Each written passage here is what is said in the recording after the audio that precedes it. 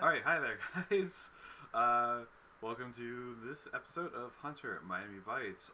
Val is not with us. She is with us in spirit, and by spirit I mean she's not feeling too well, so she's sitting next to me. So I will be directing the stream as being the storyteller. So bear with us as we figure this out, as I figure this out, because I have no idea what I'm doing. All right, so we'll be introducing our cast today, starting with Theater Nerd. Hi, my name is Theater Nerd. You can find me on all the places at Theater Nerd. But I'm not showing myself yet. I'm thoroughly distracted this morning. Today I will be playing JD, who I have no idea how they were the one that managed to get out of the entire fight unscathed 2 weeks ago. I'm not sure how that happened, because I thought for sure that would not be the case. No. Well, you almost got used as a human shield, so that could have been bad. All right. Yeah, that would have been very bad. Next, we have Mr. Jim Pyre. Hey, I'm Jim Pyre. I play Detective Eric Sanchez, who is a little bit corrupt and up until quite recently was a pretty hardened skeptic against the woo-woo stuff. So he's had his mind blown, and he's coming to deal with that. All right. Then we have Mr. Jammy. Hey there, playing Sam Walters. He is the ex-baseball player, and he's still recovering as well from all this. I'm excited. I have a question about the damage we took too, since he brought that up, and being a theater nerd brought up being unscathed. Mm-hmm. I did take some damage there. You did take some damage.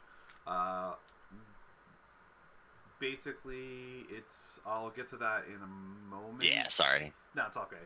I totally actually kind of forgot about that, but we will cover that because you didn't take any. You took some lethal damage, but you Ouch. didn't take any aggravated damage.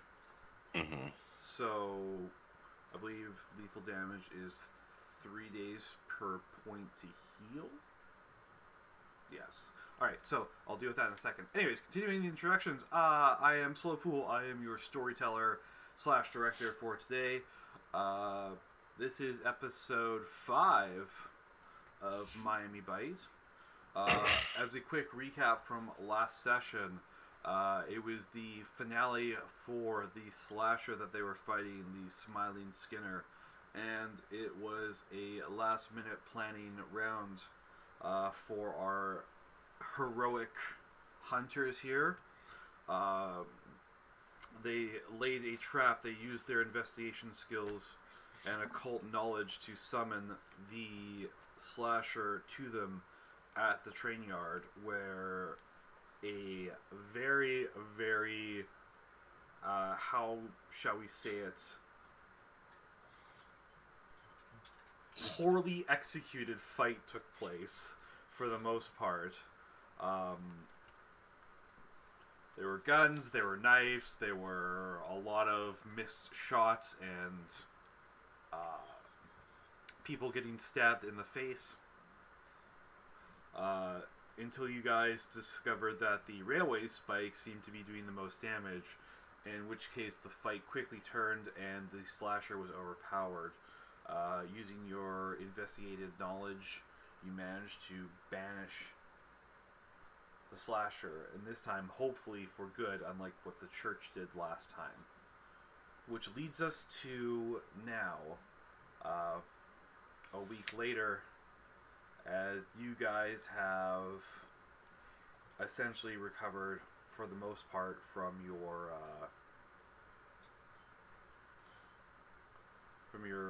misadventures, as they were. Be if you have taken any bludgeoning damage, you're healed from that.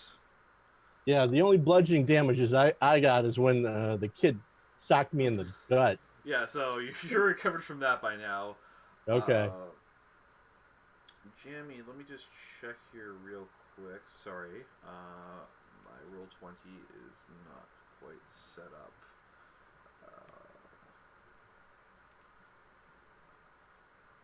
Can, can I Who all, can who all I got ask banged up? you a question? Yes, absolutely.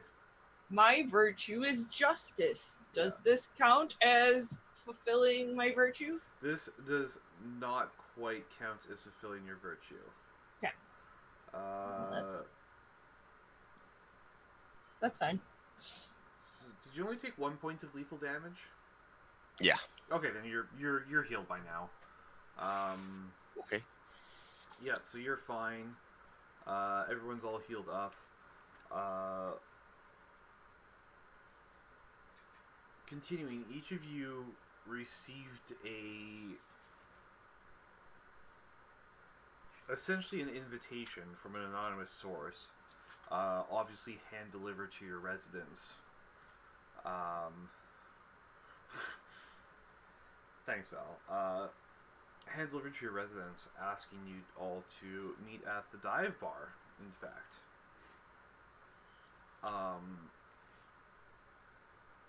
it's a very simple letter,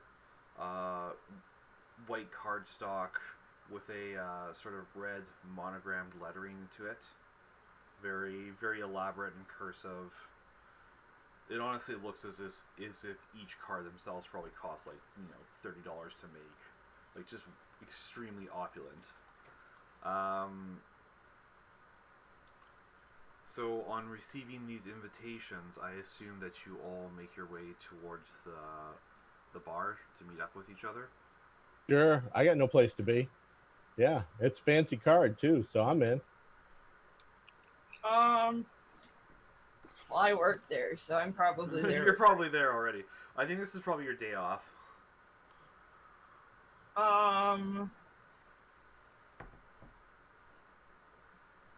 Yeah, I think JD takes their knives and sticks one in their boot and one, underneath the shirt in the waistband. And we'll go. Because I definitely do not think if there was ever a day they forgot it, they no longer forget their knives. Yeah. What'd you do with the piece I gave you? It stayed in the holster. Oh, okay. All right. Well, at least you didn't drop it. Jamie, what's Sam doing? I'm. I might call the other two that were there when we slayed the Phantom and see if they got these invitations, and if they did, and if I confirm that, then I would probably meet up with them. Alrighty. Cool thing. So the invitation to meet up is requesting that you show up quite late in the evening to the bar, around 10, 11 o'clock, close to midnight. And as you all meet up at the bar, you wait.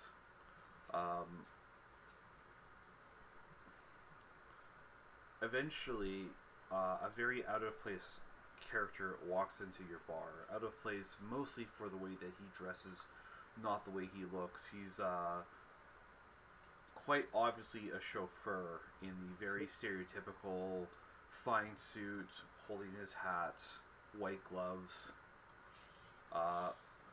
looking more akin to someone used to driving royalty than you three. Although he quickly picks you three out of the crowd and walks up to you, clears his throat. It's like, if you'll excuse me, gentlemen,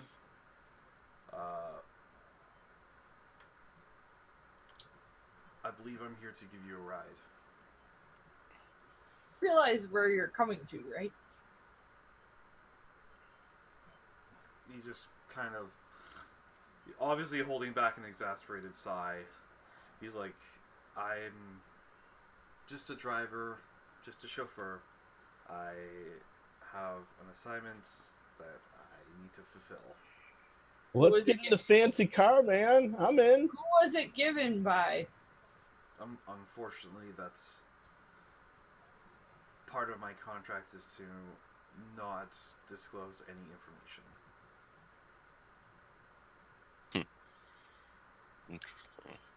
I hope you understand my apprehensiveness. A random anonymous letter saying to meet at the bar that I work at, where things have recently happened. And now I'm just supposed to willingly get into a car where I don't know where I'm going and I don't know who sent you. I can tell you where we're going.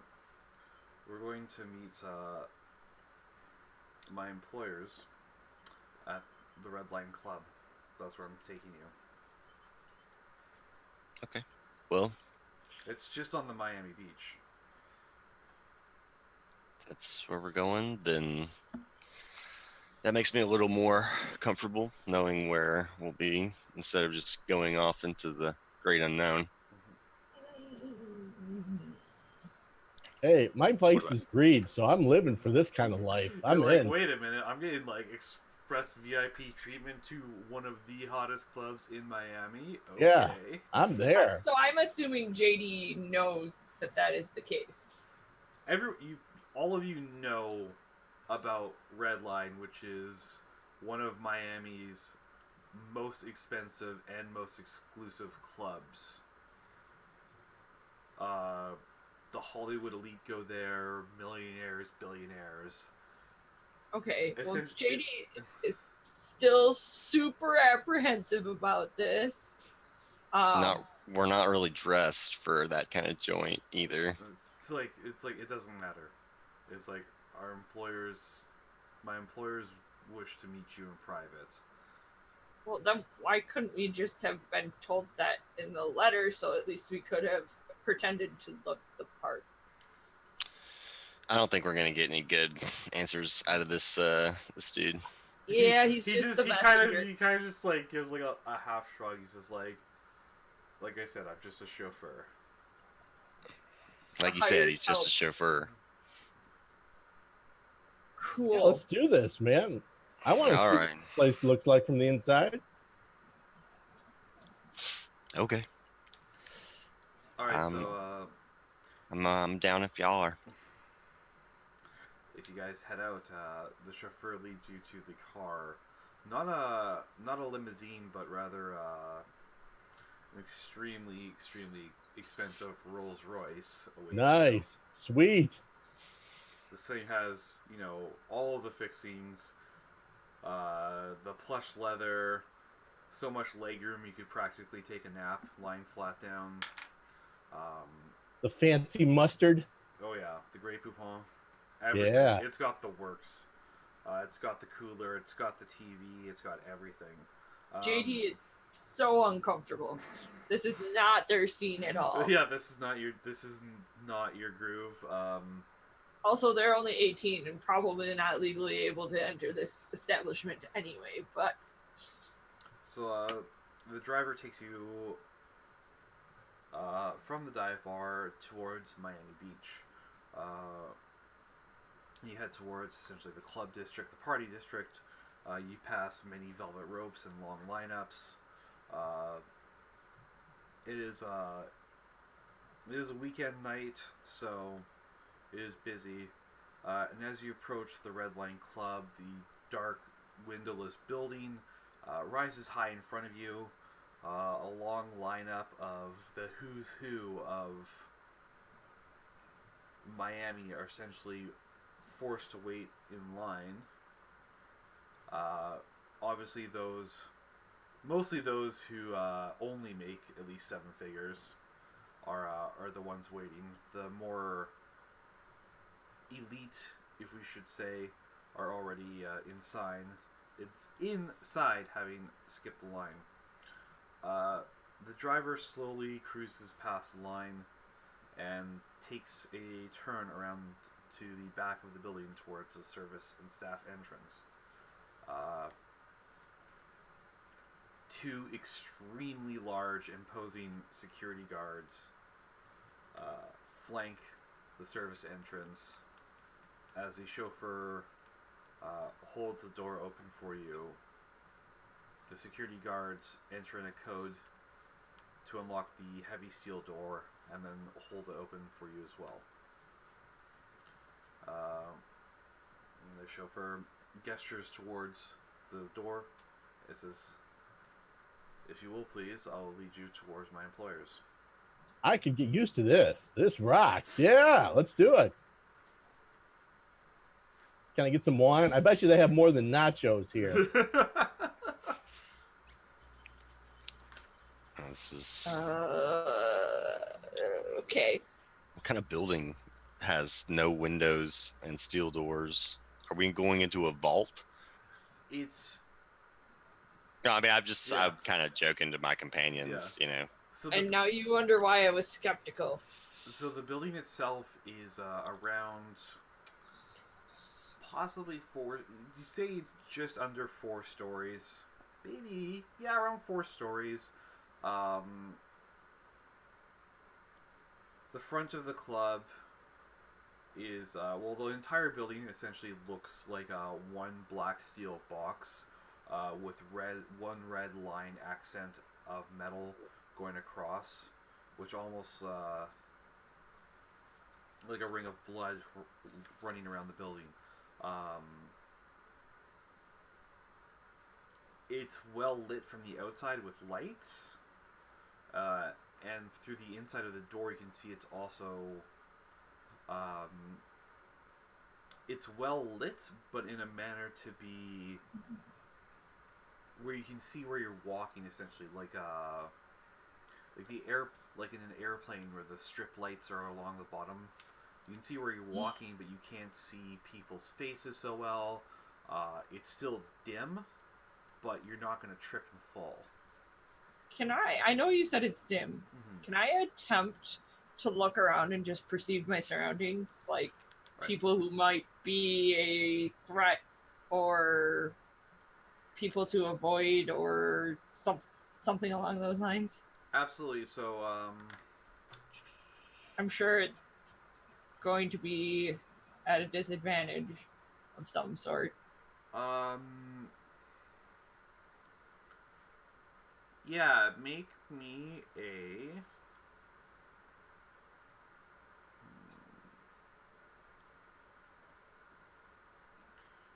Make me a wits plus investigation roll at a -1. Okay, so I have 2 wits and 1 investigation. So I'll roll my 2 dice. I just feel like this would be a thing JD would do or attempt to do. Okay. There you go. All right. So as you walk in through the staff entrance, off to one side you can see a very well lit kitchen, actually. So the area where they have the essentially hors d'oeuvres or whatever waiting is dimly lit, so the servers don't strain their eyes too much, but the kitchen itself is extremely well lit. Every time you see the door swing open, it basically lights up the hallway, and you can see that. You can see multiple staff members walking back and forth, mostly the club servers carrying bottles of what you can judge to be extremely expensive liquor, champagne, wine. You're assuming that most of those bottles could probably pay your rent for a week or 2. So let me ask you another question. Mm-hmm. The way we came in is one exit. There's a front door. Yeah. Do I see any other exits on this ground floor? No. Okay. Cool. The chauffeur leads you to an elevator, flanked by yet another extremely large security guard, who nods and presses a button. The doors slowly open for you, and both the chauffeur and the security guard gesture for you to step inside. I'm in. Yeah. Sure. This is awesome. Okay. Cool. Alright. So you guys are directed to the 3rd floor, and after what feels like an eternity of anticipation riding this elevator, you enter and the doors open. And the lighting in this is distinctively different. you get the feeling this is more of a personal lounge and office. You see a woman languidly sipping wine on a long leather couch, dressed in an elegant red dress. She's got striking features, very classical Romanesque beauty, long blonde hair, and sitting behind an absolutely titanic desk is a very stern-faced man, very similar features towards the women. His hair is blonde as well and just brushed back, slicked back. What's the movie I'm thinking of? Very American Psycho. Very yeah. Very, very. You get the American Psycho kind of vibes from him. He's just got that serious, intense look to his face as he's filling out paperwork. I look at everybody and go, bunch of Nordics. Wow, man. Cool. And you see around the room there's several other people essentially lounging around, carrying drinks, carrying small trays of food. Can I grab a drink? Oh, you're immediately offered like a glass of as you step in, like a server comes up to you and holds out a tray of mixed drinks. You know, I'll take two. There's wine, there's champagne, and there's what looks like whiskey. I'll take the whiskey. Yeah. And then another one comes up to the rest of you and offers you a tray of essentially canapes, hors d'oeuvres. I'll take a bunch of those too.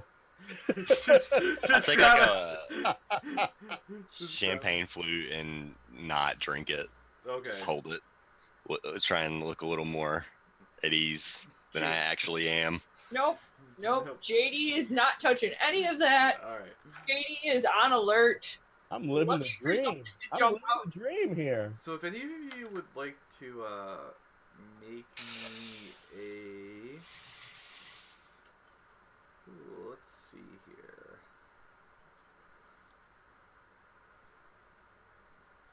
An empathy or expression roll with intelligence.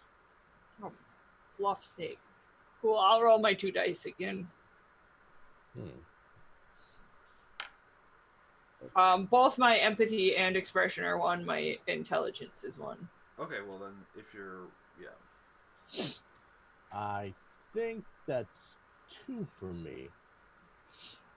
All right, so I got 2. Oh, I got 1.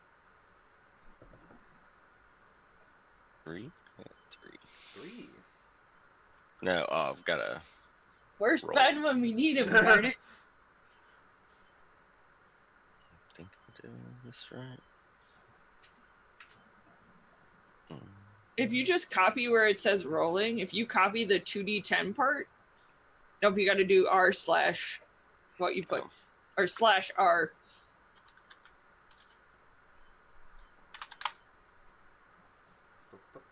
2 successes. All right. Nice. So, JD and Sanchez, you notice that you're not quite sure, but something just feels a little hinky to you. It's not quite on the level. San, you notice that like most of the servers that you see are like barely hiding how nervous they are. Like, as one of them comes, like one of the like the very pretty servers comes up to you, hands you the tray of holds up the tray of drinks. You notice like the single bead of sweat just go down her. She's barely keeping it together. In comparison, you notice that the people who are eating and drinking and lounging around have not a care. They are living it up.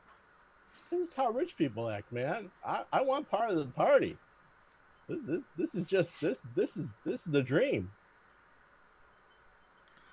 Hmm. Uh,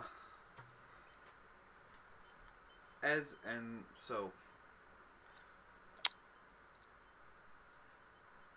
Are we waiting on? I'm sorry to interrupt. Are we waiting on them to engage us, or are we kind of like, um, just like how urgent is this conversation, or are they kind of like busy right now?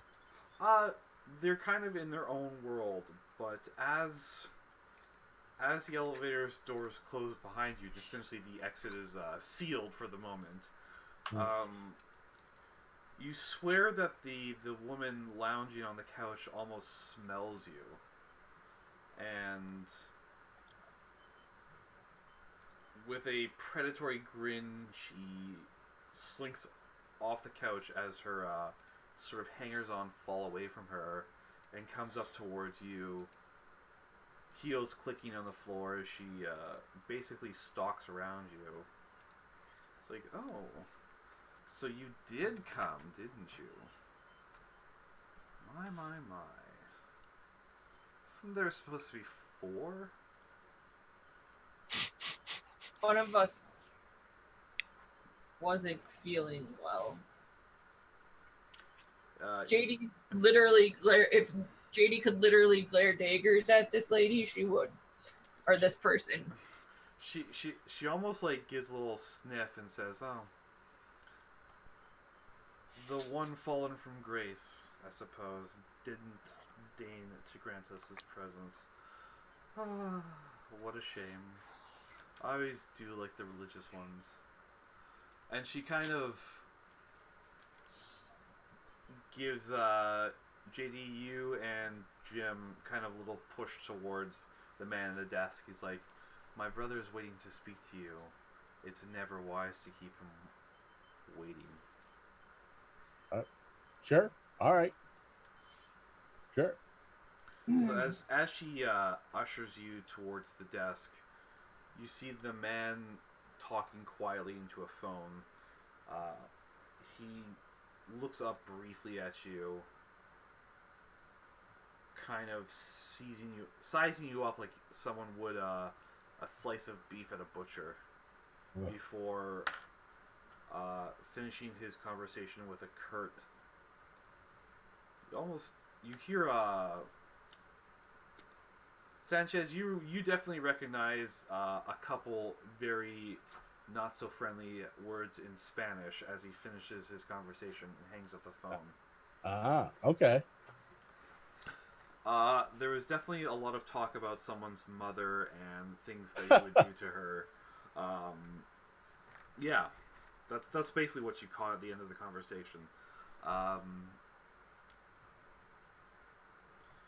As you approach the desk, he gives you a very wide, pearly green teeth.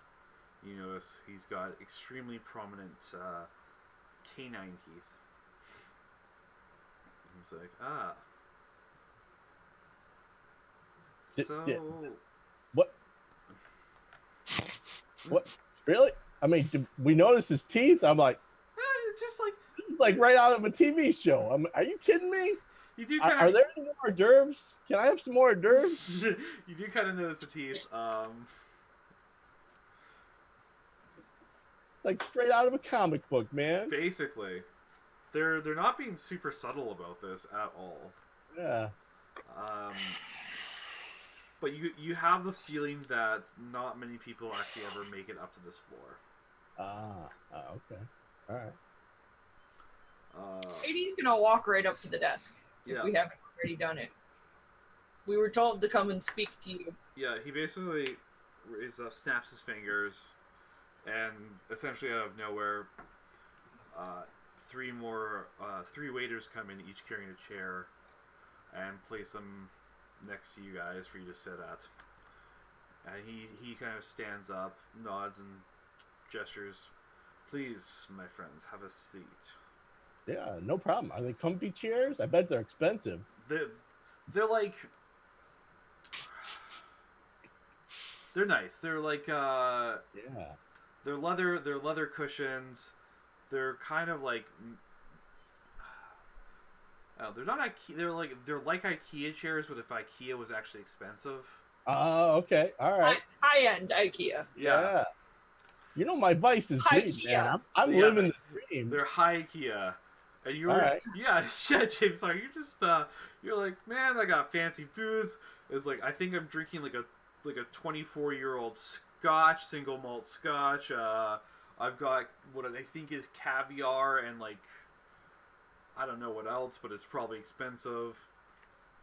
And yeah, this is pretty sweet. I think what I'm eating and drinking right now costs like my entire month's salary. This is awesome. It's like this chair's probably worth more than my car.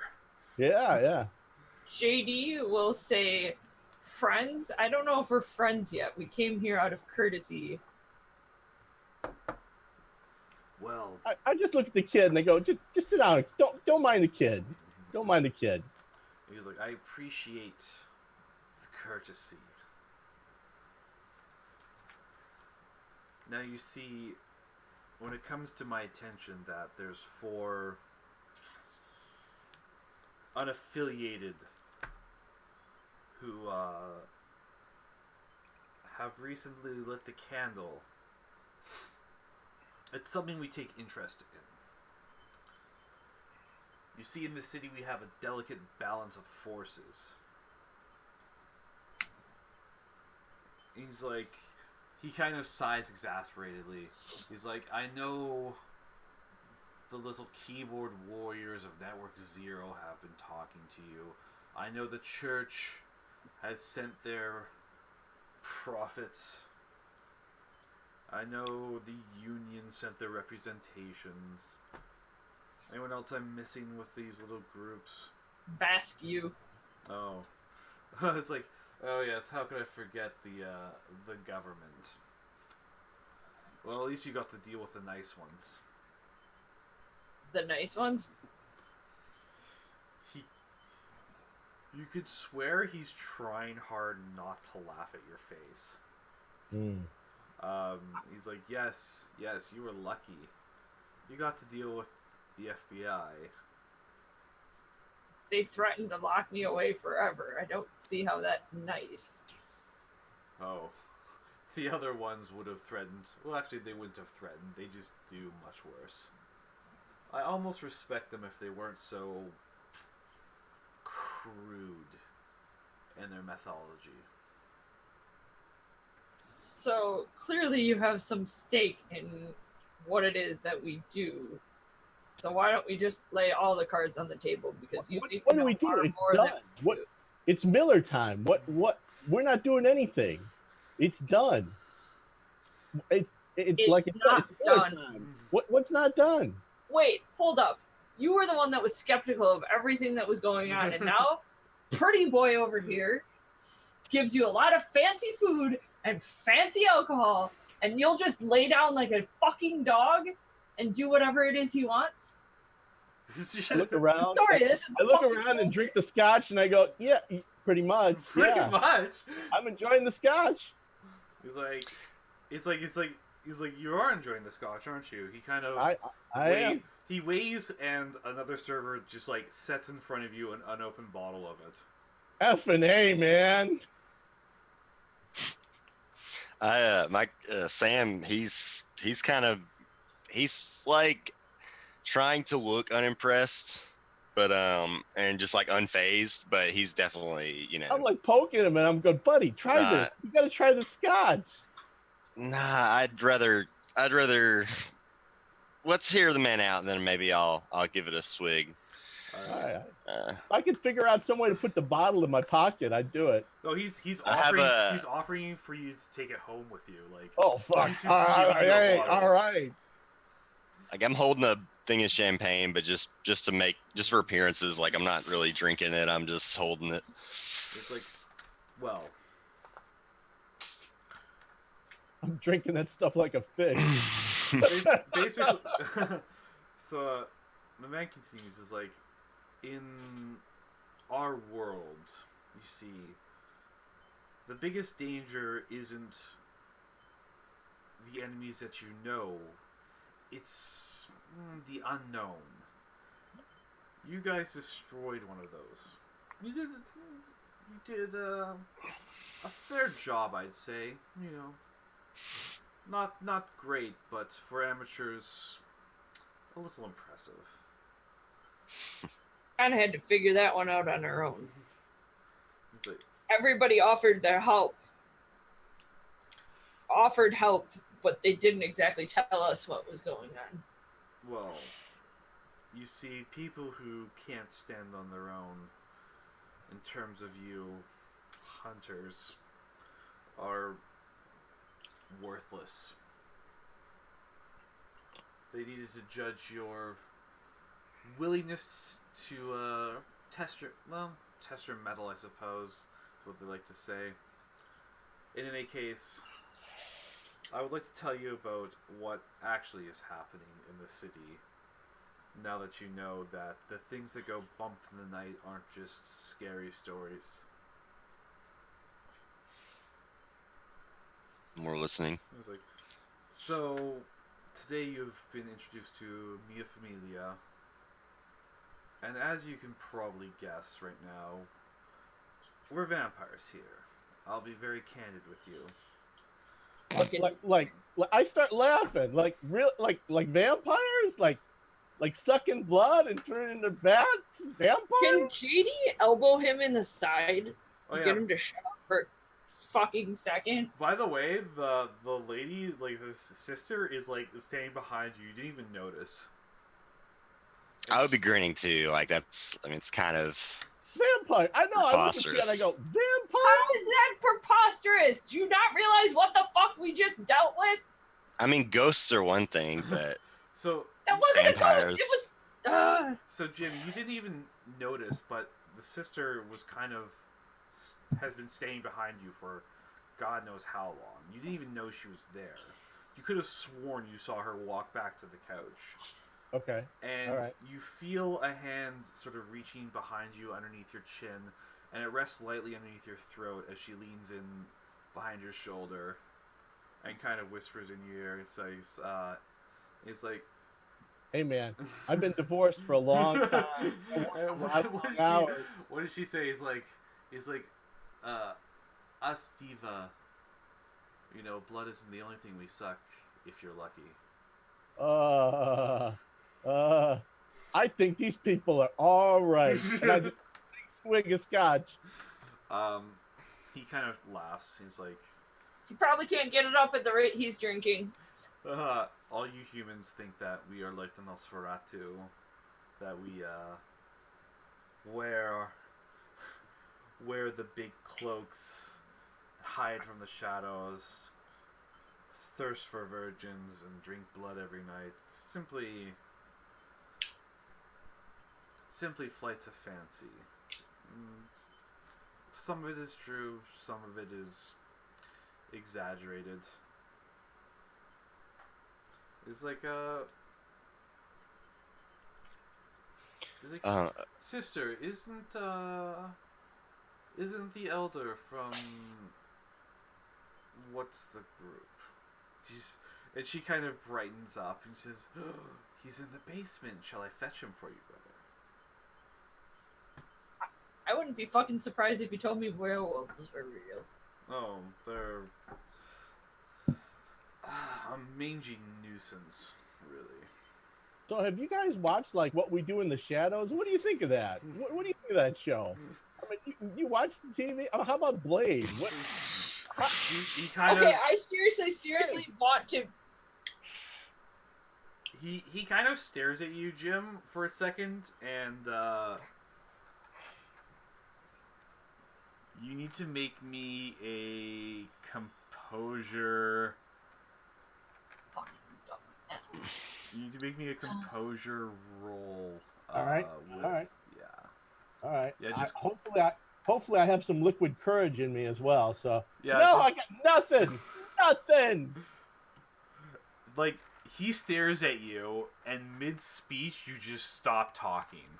Oh, all right. All right. Like, wow. Damn. Like you're just like going off, and then you stop like dead, and you're just like That's legit. That's hey, legit.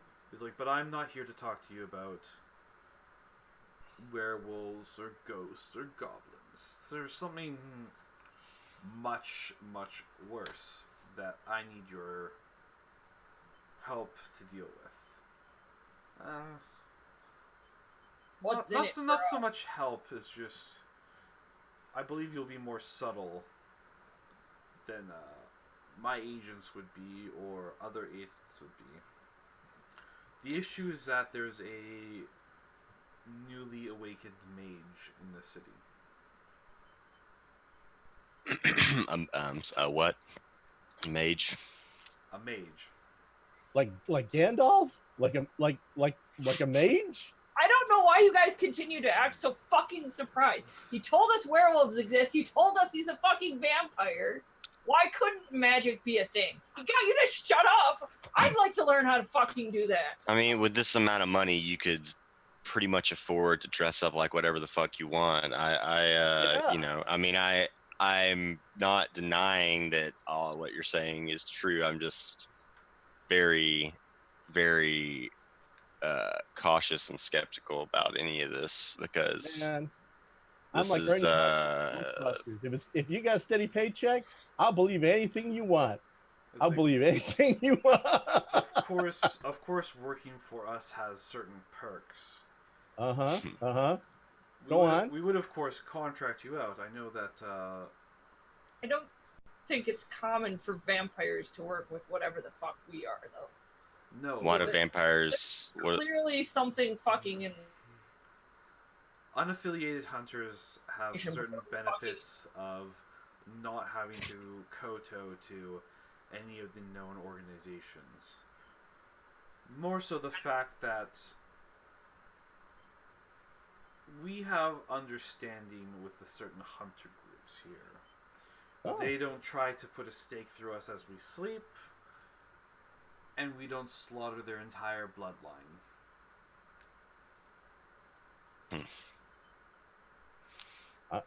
Sounds like just old-fashioned cartels working together. For me, that's just old school. so Okay. what do vampires want to do with a mage? Natural born enemies or something or another that I don't know about?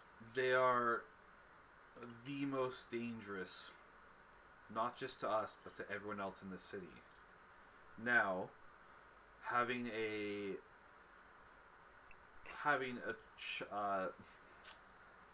child, a newborn vampire, a werewolf, the damage they can do can be contained, limited, swept under the rug.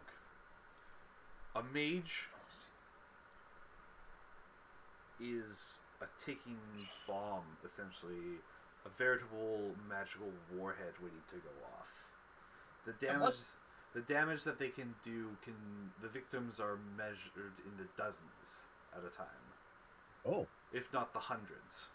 In a city like this, the implications are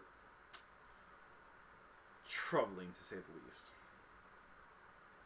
Well, guys, I think it's our civic duty to help these fine people out. I think we're getting half the fucking story, and we should do some. Yeah, of our why do you care what happens to these people if as long as you're safe inside your big metal box? The benefit to us here, our comfort, our complacency, our secrecy, is that we pretend that we are just wealthy club owners. We put on the mask, we pretend. The city pretends that they don't know what we truly are. And everyone profits. Everyone goes on. We continue to exist as we have for the last... How long's it been, dear sister? So this is literally 500 just... years? Come Holy next decade? How do you get into that? How do you get into this club of yours? Do you have to be born into it, or what? How does that work? He says the brothers, it's not of interest, but I would like to introduce you to a fellow of mine from Europe. Uh, Elder Rasputin, it's a pleasure to see you. If you guys turn around, standing next to the elevator is a Nosferatu. Is Oh, he Russian? He is Russian, and when I say Nosferatu, I mean he The looks. clan. He looks. Yeah, the clan. He looks like the Nosferatu from the movies. You know, the one from What We Do in the Shadows, the old vampire. yeah. He has a long face, the long things, skinny, kind of hunched over. He's wearing a large fur coat and has a long, skinny, essentially like almost like goatee that hangs down towards his chest. Holy shit! I take another drink. That's what I think of when I think of a vampire. All right, yeah. Then I start drinking my champagne. That's right out of Central Casting, man. Like, holy shit. And he doesn't so much walk as essentially glides across the floor towards you. Damn. And your guy, you're the hair on the back of your neck stands up, and you have to fight tooth and nail against the flight response. Because every fiber of your being is telling you to run from this. And he glides behind the desk and starts whispering in the ear of the other vampire. I lean over to JD and I'm like, all right, I believe in that. Yeah. I'll be right back. I'm going to grab some more coffee. All right. I still feel like I can we're still hear getting you. involved in something in a... This is just a means to your ends. Yeah, that's how the world works. Of course. Were you just born yesterday? This is how shit works. But wait, no, that is not okay. You can't say that to me. I'm really fighting back the urge to punch him in the face because he's now. This time, kid, I won't hold back. I'll knock your ass out. In front of this guy, he's basically called me a baby. Can you two behave while we're with these people? When we get out of this fancy club, you guys can slap each other around, and I'll referee it. But fair enough. The sister places a hand on both of your shoulders, and this time she's not being gentle. You guys feel like your collarbones are almost being crushed. Holy shit! I'll just keep drinking. It feels like your collarbones essentially caught into a giant pair of vice pliers. As she leans down, smiles sweetly, and whispers into your ears it's like your auras are not too pleasant right now. Why don't you two just have a drink and relax? You have a feeling that's not really a request. JD won't drink, but they'll keep themselves under control. Yeah. A bit, as much as they can. Mm-hmm. The vampire continues. He's like, obviously, there's benefit towards us. But as they say, what's good for the goose is good for the gander. But I feel like we're getting one side of this story. You don't want to lose control of Miami, and that's why you want the mage gone. We want to keep our secrecy, everyone's secrecy. Even the hunter groups are not too interested in letting the cat out of the bag. It could be bad for all parties involved. What are you going to do with this person? I think he's having us kill them. They need to die, is the thing. They're far too dangerous to let live. All right, well, what are we talking as far as compensation? I don't think there's anything you could give me that will make me murder someone. Again, what are we talking as far as compensation? As far as compensation, a substantial amount of financial compensation, material compensation. Perhaps we can find something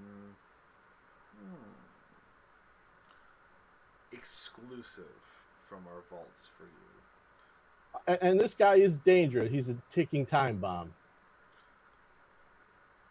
When we first found him, we sent some of our agents to arrange his disappearance.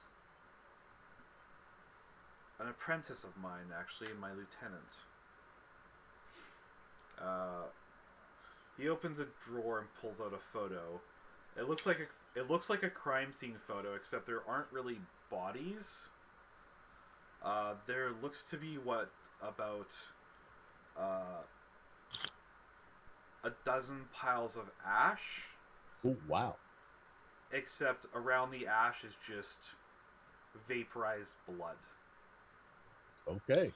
And then he pulls out another photo and slaps on the desk, and it's the outside shot of the building, which looks as if a nuke went off inside of it.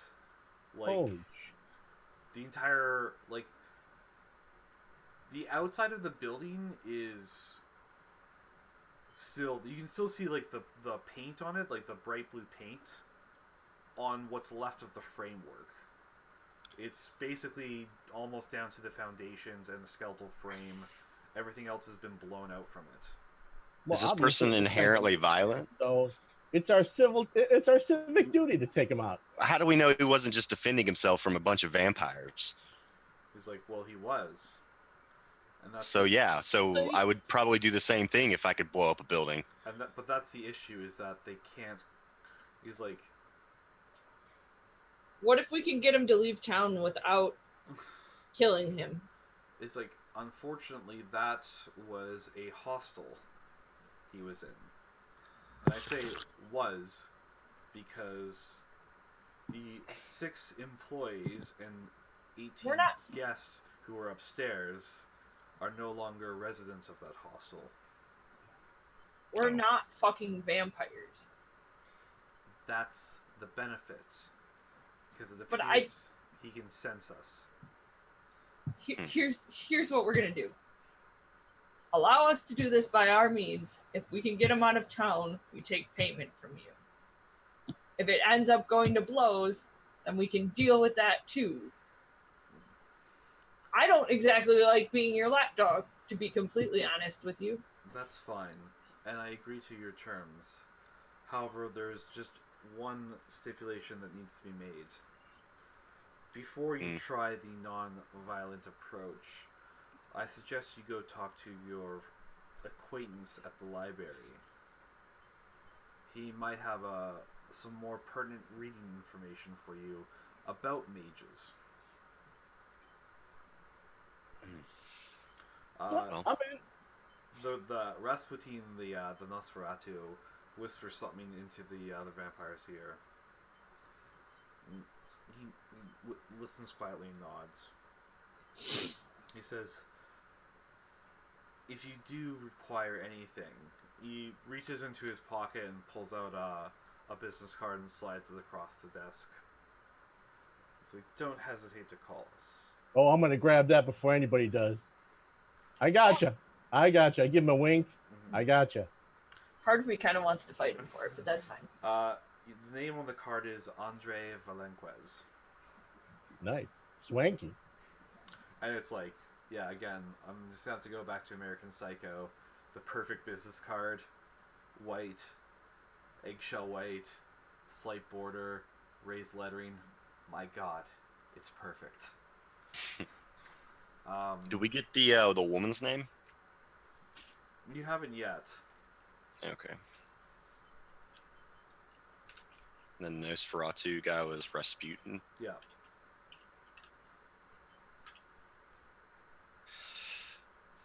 Well, where was this mage last seen?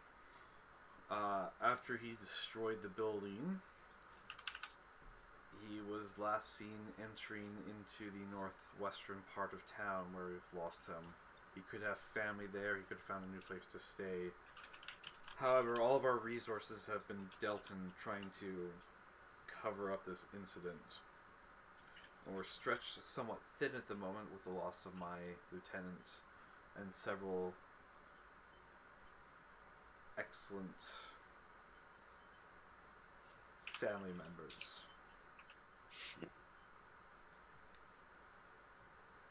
But I assure you that if it comes down to it, you might just want to kill this man.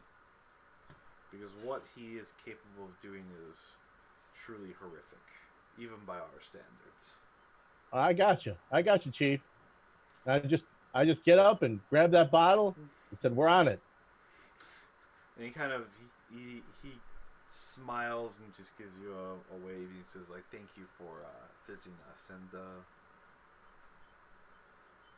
give my regards to Benjamin, would you? I'm regretting I couldn't meet him as well." Okay. And his sister is again next to you. I and bet she smells really nice. She does. Yeah. She Except smells, for her touch is fucking cold. Yeah, she smells like funeral flowers. Wow. Okay. And she smiles saccharine sweet and just leads you towards the elevator. And as you are escorted into the elevator and she pushes the button for the ground floor, she kind of blows you a kiss and waves and then struts back off to her couch. Damn. Can I slap him to snap him out of it? Yeah. I wanted to literally do it the entire time. Yes.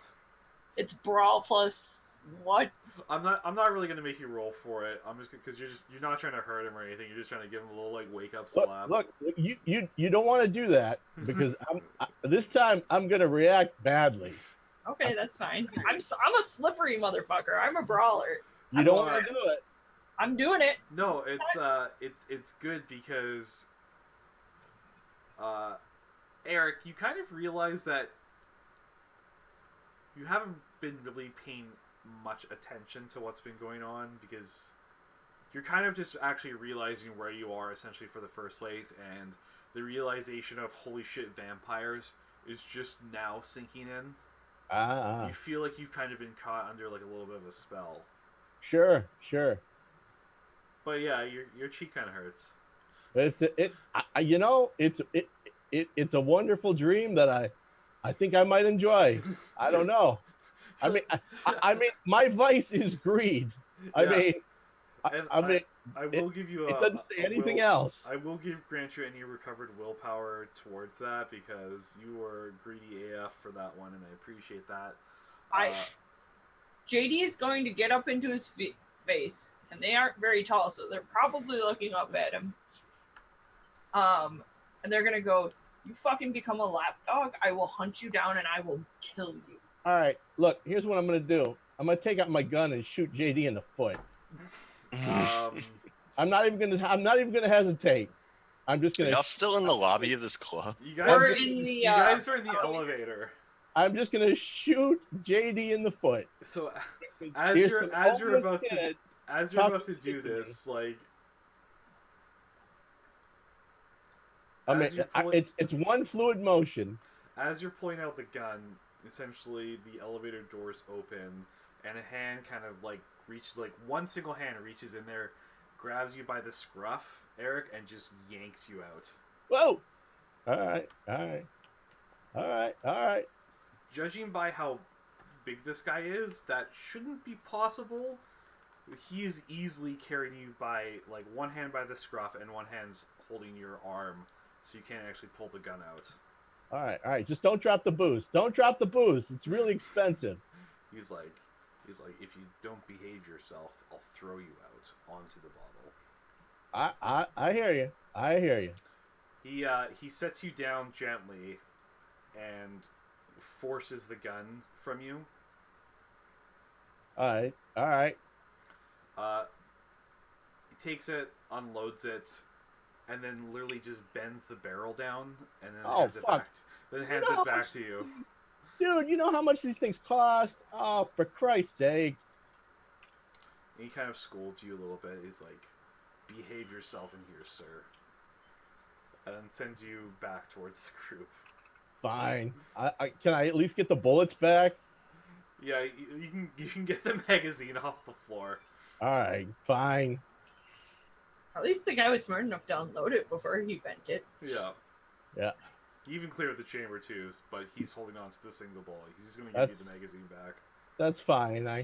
I have others. He's flanking you back towards it. That was the guard from outside the elevator, and he kind of stares at you. It's like, No trouble allowed in the club. Understand? I gotcha. I gotcha. He points at you, JD's like, understand? I didn't cause any trouble. I wasn't the one attempting to shoot me.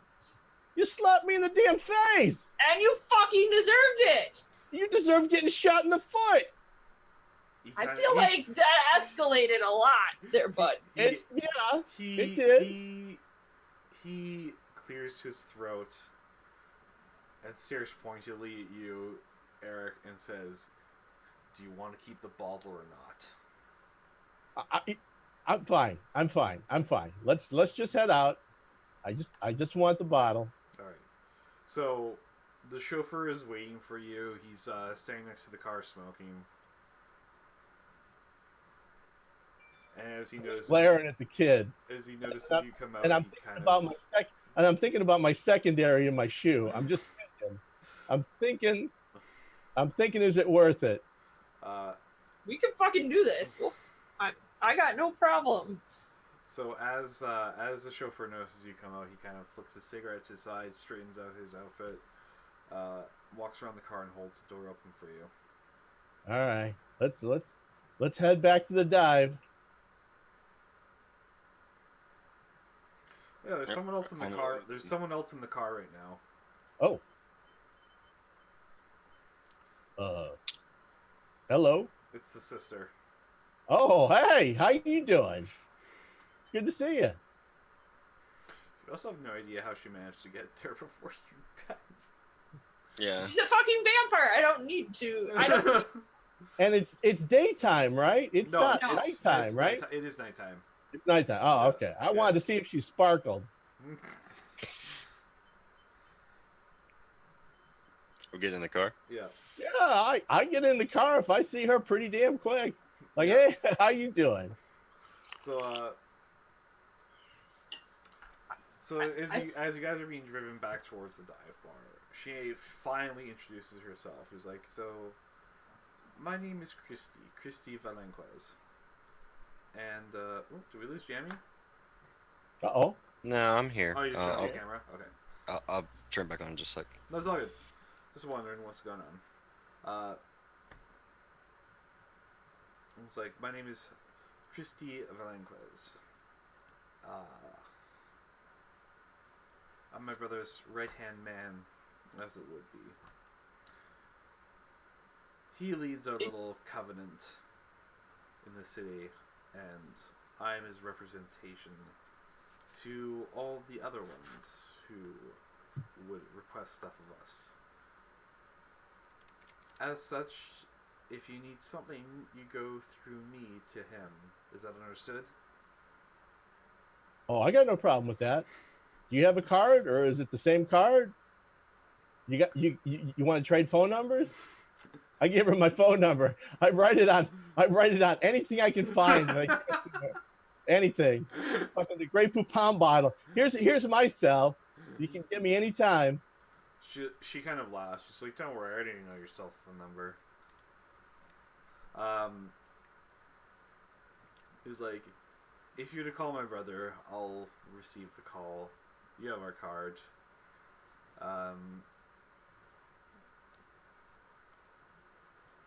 And she kind of looks at you and says, "The non-violent approach, I'm not terribly opposed to it, but there's just one issue with that, is that you need to send him somewhere, what's the word I'm looking for? Somewhere appropriate." It's like, she pulls out a piece of paper and hands it towards you, and it's a list of cities. He's like, "Unless the mage ends up in one of these cities, we'll consider the job to be unfinished. So those are your options. One of those cities, or in a shallow grave in the marsh." Are they big cities or little cities, or I mean, most about New York, or? they're all located off the continent, right? Oh, Well, not off the, Alright. yeah. So not even like Mexico or Canada. There's like a couple cities in South America, like major cities, and a lot of cities in Europe. Okay. You notice that there's nowhere in Russia that's on the list, Okay. but there is a lot of Western European countries on the list. Like major cities, like there's like send them to London, send them to Paris, send them to Berlin, send them to Munich, send them to anywhere like that. There's about 20 or so different major metropolitan cities in South America and in Europe on that list. Well, I mean, I don't know if I would say this out loud, but I mean, yeah, that's seems easier than getting someone who doesn't murder people to murder people.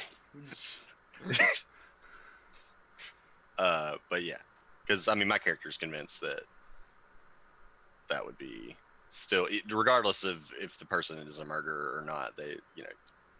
I think Sam is of the thought process that everyone's redeemable.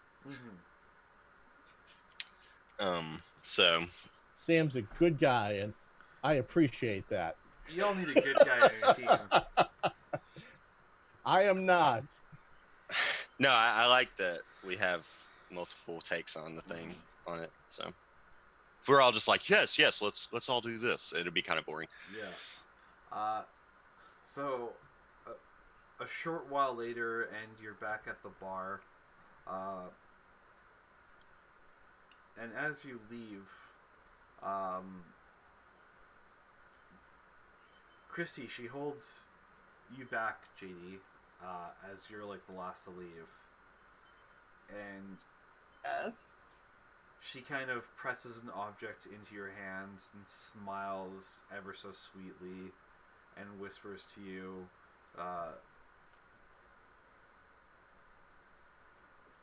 if they do get in your way, just kill them. It would be so much easier. And then just pushes you out.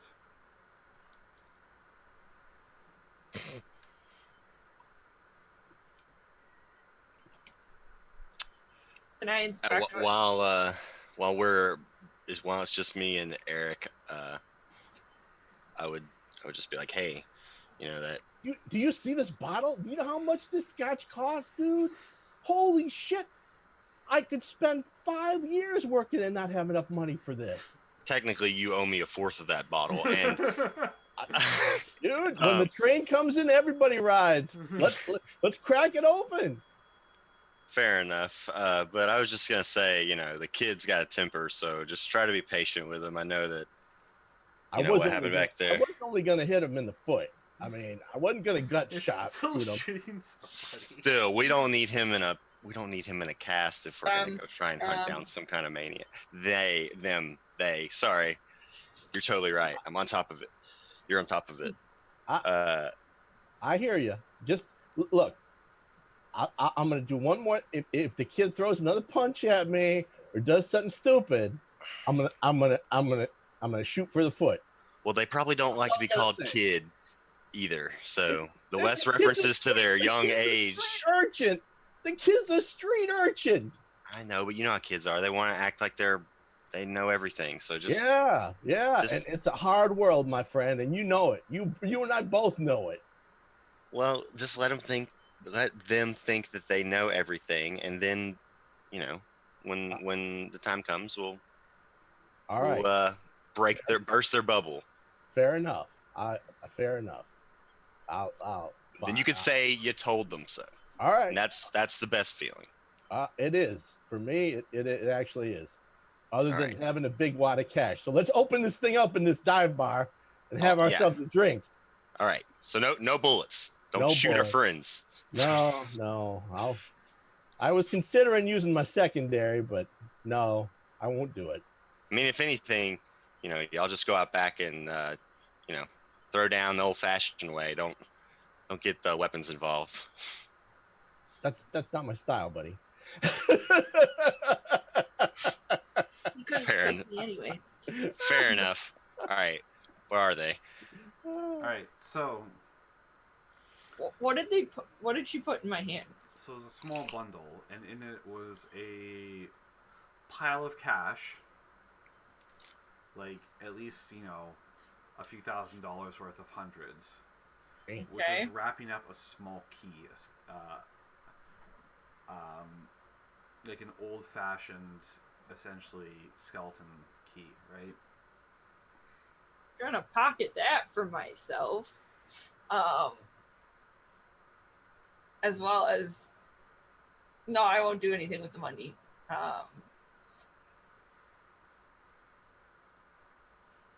Does it look like it's actually a skeleton key, or that it belongs to something specific? It's just it's a skeleton key, and it's like a small silver, looks really old, like old. Very tarnished, looks like it's been used a lot. You're not sure what it fits into, if anything. I'm gonna pocket the key Mm-hmm. and go inside and see the boys drinking the scotch, which they want nothing to do with, and just get pissed and throw the bundle of money on the counter as well. What are we at the counter? Wherever you are, they follow. Yeah. I'll take it. Put it in my Oh hand. no! Where'd this come I from? grabbed that money and put it in my pocket. It's group cash to get this fucking done.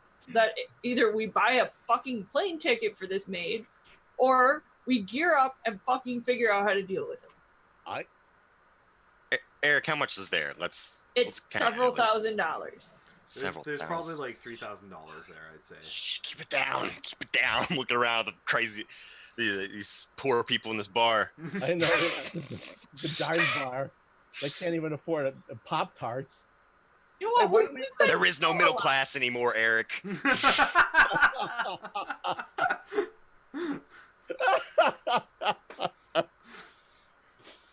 All right.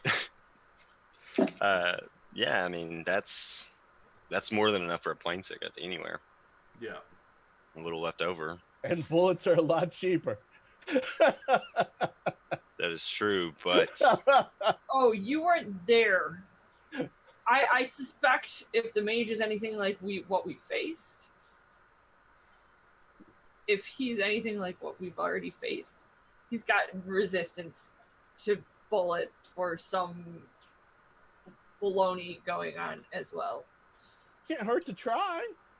I think our first step would be to find out as much as we can about him, because you're right, JD. He could have some kind of like superpowers or something, and Or maybe we just buy the plane ticket and convince them and actually have this guy as an ally. Couldn't exactly say that that's what I really wanted. He killed a bunch of people in a hostel. And you don't think the vampires killed anyone? If you fucking think they haven't killed anyone, you're twisted. Well, of course they kill people. Big fish eat little fish. They're a big fish. That's They're the way only the a- world works. yeah, They're I can't only- exactly say I'm thrilled about helping these vampires. You know how many bodies I've pulled out of that swamp? They're talking about putting more in there. Yeah. I don't like that. They're going to probably continue to do that regardless of if we help them or not. Yes, that's very true. Very least I could do is not get involved. Well, we're kind of involved. Like he said, we lit the candle whether we wanted to or not. Well, what if we? Yeah, let's find out what we can find out at the library, and Oh, then librarian. Yeah. and then I like your idea, JD, because what if we just I mean, I'm keep all the money, get that mage to walk in that little box and blow it to hell? or I mean, he could pay do. him to blow it to hell. Are you He could guys do- insane? Listen, do you know how cartels work? All right, so you blow the box up. You know what happens? another box pops up down the street. It's already probably Work there. like that. You're not You wrong. don't understand. I imagine if it's a cartel, there's a power struggle anyway. Yeah, that's right. So you blow up the box, and you know what happens? Another box pops up. He's right, JD. They've got a I'm not even saying system. that we blow them up. I'm saying we leave them to whatever the hell they're doing, and we have that mage in the ally as an ally for whatever the fuck is coming next. Because I'm sorry, Sam. Ben barely got out of there alive. If we don't send that mage away, it's only a matter of time before he blows up another building, probably, and then we're caught in our lie. But I mean, you should also possibly learn more about mages. Yeah. That's our first thing we're planning on. As soon as we get done discussing it, I think that's our first thing. Sam knows. I mean, Sam, you know about the occult. I just started reading a little bit, but you know a lot more. What can you tell me? What do I know anything about like that kind of magic? I feel like that's not really up my alley. But I mean, I would think it's the occult. Yeah, it is the occult, and you know about magic and stuff, but you don't realize you haven't ever read a spell about like blowing up vaporizing a building, right? Yeah, I know spells for like good luck and like, blessing the home and things like that, not blowing up buildings. Yeah. Quite honestly, it might be useful for one of us to learn something from this mage before we do anything with him. Yeah, I mean, we'll talk to him. I definitely don't think that, unless we just plan on shooting him in the head like they want us to, I don't think that there's any way to go about this without speaking with him. Mm-hmm. And here's the other problem. The other thing that makes me really uncomfortable about this whole situation is we're only getting half the story. We've so far, all we know is that mages are these big scary things that blow things up. Yeah, you're right. For all we know, the store, the corner store down the street, could be run by a fucking mage. So let's meet up at the library tomorrow, and we'll read up on it. Mm-hmm. Kind of wish Ben was around and not laid up anymore. Yeah, that would be great. He's kind of our bookworm. Yeah, that's true. All right, yeah, let's do it. I guess we'll just go home. I'll finish off the bottle with Sam, and then I'll just, drive home. All right. So the next day, you all meet up at the university library. I have another gun, by the way. Okay. And I'm still on my first one. Yeah. You slightly hungover from the bottle, although not as bad as you should feel. And you guys head towards the sub-basement, towards the rare book archive, where your friend librarian... He was actually more friendly with Ben than any of us, so this is a little difficult. It might be. Maybe you should talk to him, Sam, because I didn't get much out of him. Yeah. I don't think I've met the gentleman. That's what I'm saying. Yeah, go for it. All right. Or maybe, okay, whatever. I mean, you're welcome to, JD. Have you met him? Yeah, Ben and I were there together. Well, then, yeah. Why don't you? If he's met you already, he saw Ben with you, so. Cool. I really wish Ben was here. I'm just trying to remember if I... You gotta fill Ben's shoes and yours today. Put his name down. I'm not a bookworm. That's okay. I'm a scrapper. And for your information, Eric, I lived on the street. I think I know better than most about how life on the street works. I'm sure you do, street urchin. Oh my god. Like Aladdin? Do you have like a pet monkey and like a cool vest? I was thinking somewhere? more Oliver Twist, but to each his own. Yeah, my mind goes straight to Aladdin. There you go. Not Blue Will Smith, but the cartoon. Sorry, I had to. Whatever, I hear it's good. Remember to support Disney. All hail Disney. I have the curator's name as Sullivan. That's what I've got that written down. I think it is Sullivan. I think Yeah. Sullivan is the librarian there. I just couldn't remember. I knew I had it written down somewhere. All right. So as you guys head into the library, Sullivan is he's still there. You know, doing his thing, working behind the desk, filling out paperwork. And because he recognizes you, JD, and he recognizes, unfortunately, you, Eric. But he doesn't recognize Sam. And he's like, well, hello again. What can I help you with this time? And we're down in like the basement, and it's just the four of us, right? Yeah, there's just three of you, yeah. Well, yeah, the four of you, including the librarian. Yeah. Yes, including the library. Mm-hmm. So apparently we've lit the candle. I'm assuming you may or may not know what that means. He just smiles knowingly. Okay, that's what I thought. We also got invited to a vampire club last night, and they want us to take care of a mage. So I was hoping you could point us in the direction of more information on mages. He kind of tilts his head confused, is like, a mage? Apparently blew up a hostel. I don't know. And he I'm not... He's like, did they... unestablished mage? They said baby mage. Like new mage. And he sees, like, you see, like, the color drain from his face. He's like, untrained and powerful. This is... Ooh, it's not good. So, Professor, is he dangerous? Is he a risk to himself and others? Imagine for a moment that your flight or fight response was tied into vastly destructive energies that you had no control over. Sounds Are like there an other... animal we should put down. That's all I'm saying. Are there other mages that we could get him under the tutelage of, or have them instruct him in the ways of controlling his powers? I don't want to kill this guy.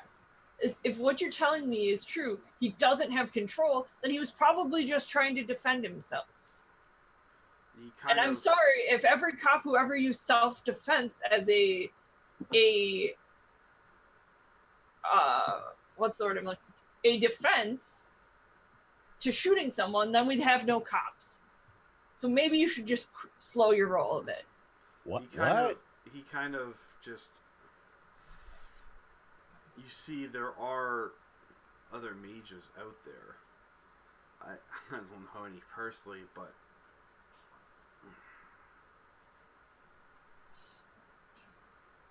Look, Professor, do we need like a silver bullet or something to take this guy out?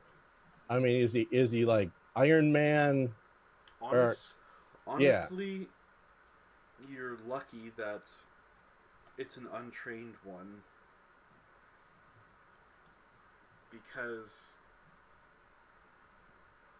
I'm not actually an expert on the mages, but from what I've read is that there really isn't a limit to what they can achieve or what they can do. And that's what really makes them dangerous. That's frightening. Especially that's terrifying. Especially those who have no control over their powers or little control. I mean, the ones who have the control are by far more dangerous as an individual, but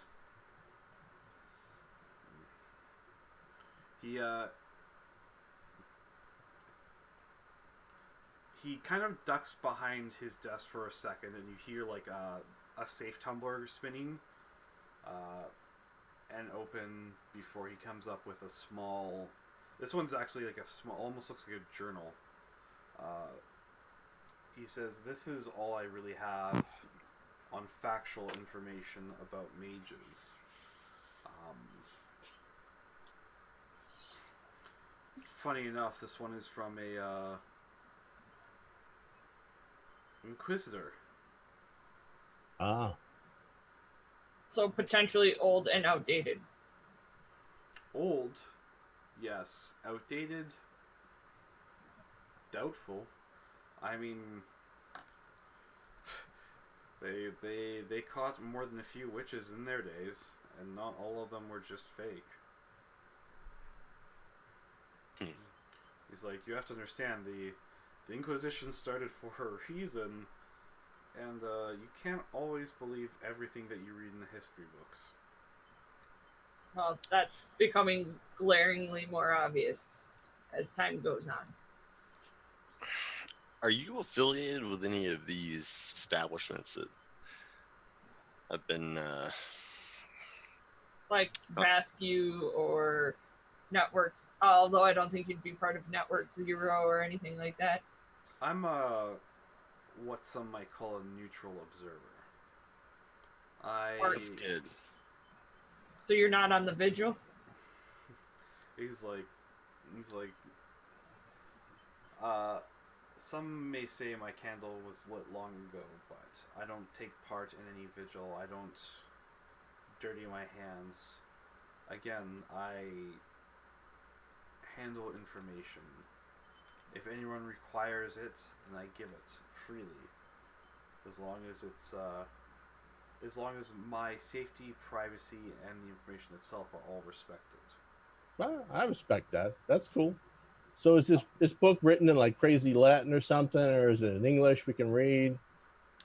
Spanish, Got a bunch probably. of swirly text on it or something? Old age Spanish would be my guess. It is older Spanish with a All lot right. of, with Latin, Oh, and there are some modern English, like old English annotations in there as well. God damn it! Where's Ben when we? I can try to read the Spanish bit. Oh, JD, Same. before we leave, before we look at the book, JD wants to let him know. So the summoning spell worked, and our problem, at least for the next 30 years, hopefully forever, is taken care of. He Just thought you might want to know. he kind of pulls out from his desk drawer a leather notebook and just in a large fountain pen kind of makes a quick annotation note. And it's like, what? Can you tell me what happened exactly? I don't need to know the nitty gritty details per se, but what happened to the body? I mean, Ben, Sam, and I watched it be run over by a train. Out of character, I don't remember what happened beyond that. Train didn't do much. It's gone. The body was no more after it got run over with the trains, right? Right. Well, yeah. After we nailed it down to the track. Yeah. But I think I was thinking about the first time when we tried to like push it into the train. Mm-hmm. Oh no. Yeah, the first time it was able to sort of like blink out of existence. Yeah. Like it does. Go incorporeal and then reestablish itself on the other side. So yeah, he seems quite happy with that. You're not sure if he's happy that you put the slasher to rest or that he has more information to write down. But the librarian is extremely pleased with that. Cool. Anyway, let's look at this book. Oh, also, I don't. If you didn't get that book back from Vascu, we do have pictures that we took with our cell phones of the book. They were a little begrudging about handing the book back, but they know better than to break the arrangement that we have. Okay, I just wanted to make sure that at least some of that book was preserved if they took it from you. Oh, they know the consequences of breaking the deal. Fantastic. Let's look at the book. Before you go, the vampires you dealt with, you were at Red Line, weren't you? Yep. Dealing with the siblings, the two siblings. Yep. So, I'll let you know what I know about vampires right now. This one's on the house, shall we say? Obviously, there are several different kinds of vampires. Yeah, we think we saw two of them, a pretty one and a not so pretty one. Well, you can think of He threw out the term Nosferatu. that's one of them. You can see, vampires are like the Ben and Jerry of undead. 31 flavors, and all of them quite nasty in their own way. The Deva are seducers. That's where the origin of succubus is from the Deva themselves. Well, hot damn! I had that thought when we were in their dwelling, Yeah. whatever that place was. They club. They're fond of getting what they want, essentially through any means, be it physical, mental, or social manipulation. That's what they excel at. You obviously ran into the Nosferatu. They have some of the most power, and their outsides are a reflection of what they truly are insides. Luckily for us, we do not have the Malkovians here. They're quite insane. And the fact is that they're quite correct on so many things is what makes them so frightening. And there are a few others, but you don't have to worry about them just yet. Is it common for them to work with hunters? It's somewhat uncommon, yes, but you have to understand that vampires don't like to get their hands dirty. The elders, the elites, they have a whole cabal of willing kindred to do the work for them. You're talking, I mean, it's just like a mob boss and a bunch of lieutenants and footmen. I get you. I understand. They work the same. They work as a family. They work as a mob. They work as a cult. They are all of these things and yet none of these things. But they do have power and they do have resources, and they're definitely not ones to be trifled with or crossed unless you're fully ready to deal with the consequences of those actions. Just concerned, because I would think that vampires would be the things that we should be getting rid of. Can you point me in the direction of the Idiot's Guide to Latin? We got Google Translate. We don't need the Idiot's Guide to Latin. He'll write you down like Seems too old for that. He'll write you down like a reference card for like a Latin to English dictionary, essentially, and like a grammar guide and everything to make it really easy to translate for you. That's funny. He's like, and one bit of advice about the vampires is that they're, for the most part, predictable. They play their power games with each other, but if they want something from you, then they'll get it from you. They make deals, but they honor their deals. You have to understand is that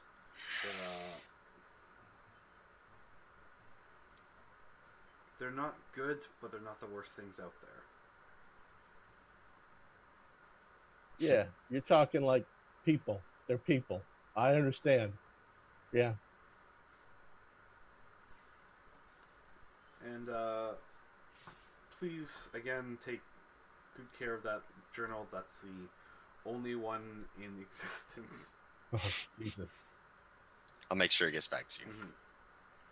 All right. We might have to wait a couple of days and let Ben take a look at it. I'm sure he'll be able to piece more of the pieces together than we can. It will probably take Ben a little bit of time to make his way through it.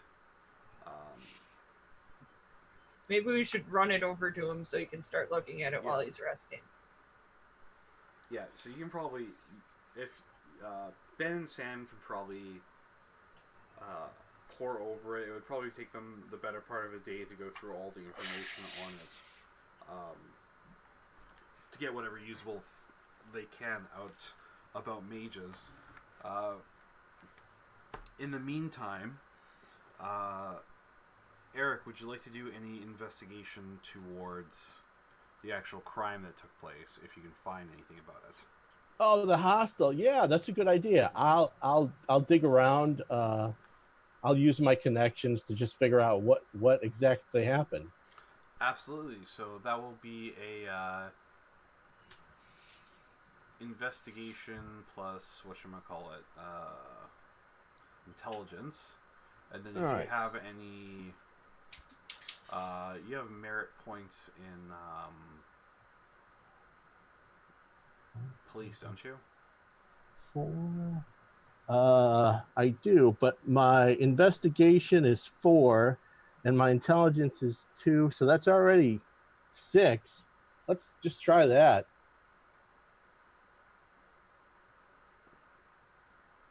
And hope for the best. I mean, it oh, you get to add oh, sorry, not 1 for your resources. Yeah, so that you don't get to any extra merits for that. So that's just your straight roll for that. Oh, okay. I got 1. Success. All right, so I suspect, before you say anything, I suspect they'll claim it was like a gas explosion or something. Because that's usually what happens in those cases. When you go investigate it, you're not able to find any sorts of like, hey, I'm looking for that report on the 20 or so people who blew up in that building, because there's nothing on that. Sorry, 1 second here. All right. There's absolutely no report on anything like that. The only report you can find is of a arson to an abandoned building, essentially. Okay. And then you have a couple scattered missing person reports. I'll just wander on over to the building. I'll ask Sam if he wants to go with me, just for giggles. Let's just go see what kind of damage this guy can do. Because Sam's working on the book with. Oh, all right. Then I'll just go myself. Ben. Yeah, I'll right, two-line over. In the meantime, JD, is there any investigation of this you would like to I don't know what they could possibly contribute, other than, is there, when you say hostel, this wasn't like a homeless shelter or somewhere JD would have been familiar with from their time on the street? You actually probably would have been familiar with it, because it's hostels are usually like cheap places to stay, right? If you need a place where you can get a bed and get a shower and get a place to crash for a day or two, because they're essentially like $12 a night place for travelers to stay at. Yeah, so what JD actually would like to do is go spend some time on the street and see what the people like around the area that live on the streets, or who they might know from visiting before they got their place. All right. Just gonna take a look at your character sheet here real quick.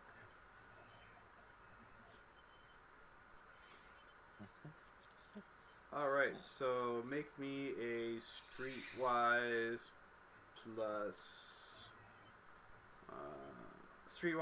wits roll, please. 4 dice for me.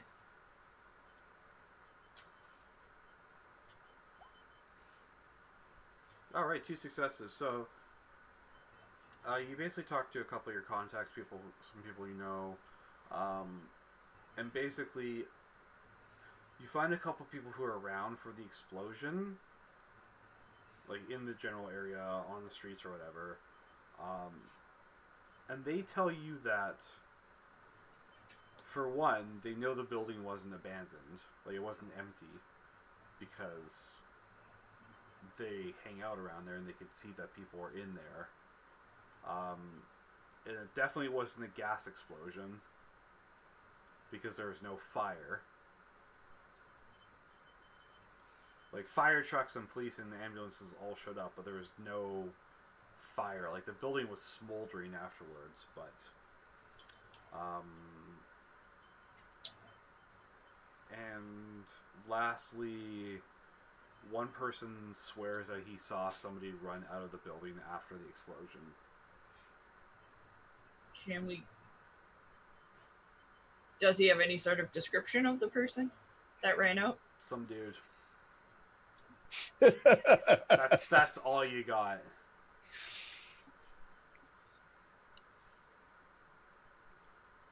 You suspect he was probably drunk and or high as fuck while this was happening, so... Oh, who I was speaking to was. Yeah. Like, you suspect he was definitely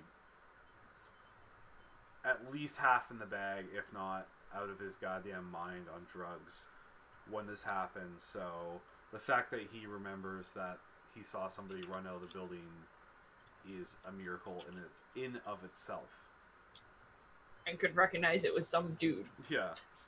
I think JD would have, like, made up sandwiches to go give the people as they were, just, like, simple, probably just peanut butter sandwiches. Because even if they didn't eat it right away, that's something that can keep for a little bit. Yeah. And whoever they speak to, they'll hand out sandwiches around the area as well. Because most of them know you or recognize you or whatever, so yeah. Well, stay safe. Thanks for the information. Mm-hmm. All right, so that's your information you received. Let's go over to back to Eric for now. Where were you heading towards after the building itself? The building itself. Okay. Yeah. So you head over to the building itself, and you kind of slip past the police lane tape. Oh, fuck that! I just go under it. Yeah. Like I said, you just slip past it. It's like not a big deal to you. So the building itself kind of, it doesn't really smell like a fire. It smells charred, but not like smoky. Can I see if I can pick anything out? I've got the that specialty of examining the crime scene. Yeah, absolutely. So definitely that would probably just be I'm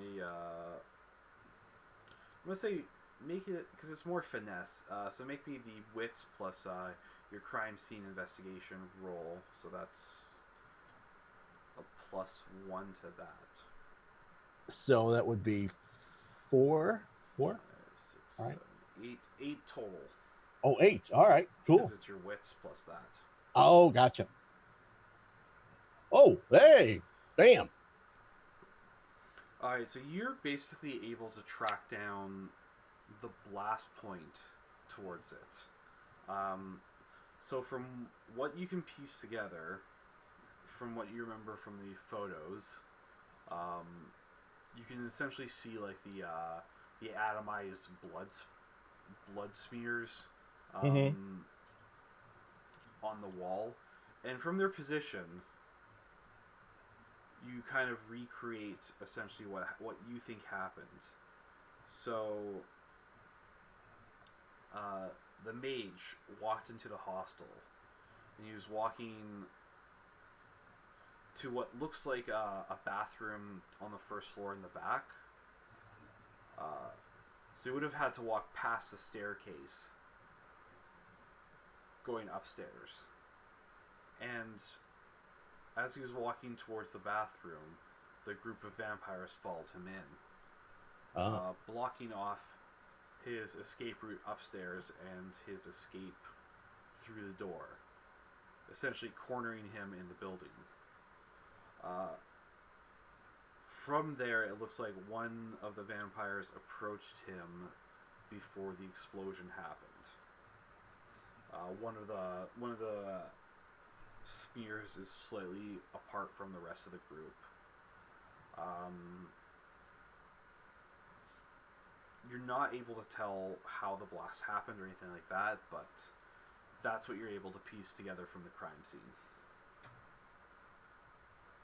All right, so he went in, they followed him, somebody confronted him, and then all hell broke loose. Yeah. All right. Defense. And it's the whole inside of the building, right? It's basically been gutted. Like it's pretty much down to the framework at this point. Wow. Just as you're about to leave, you notice something. Something a little bit out of place. Oh, I'll take a look. So as you're walking past the staircase, a slight glint of something catches your eye, a little bit out of place, and you thought it was a nail at first.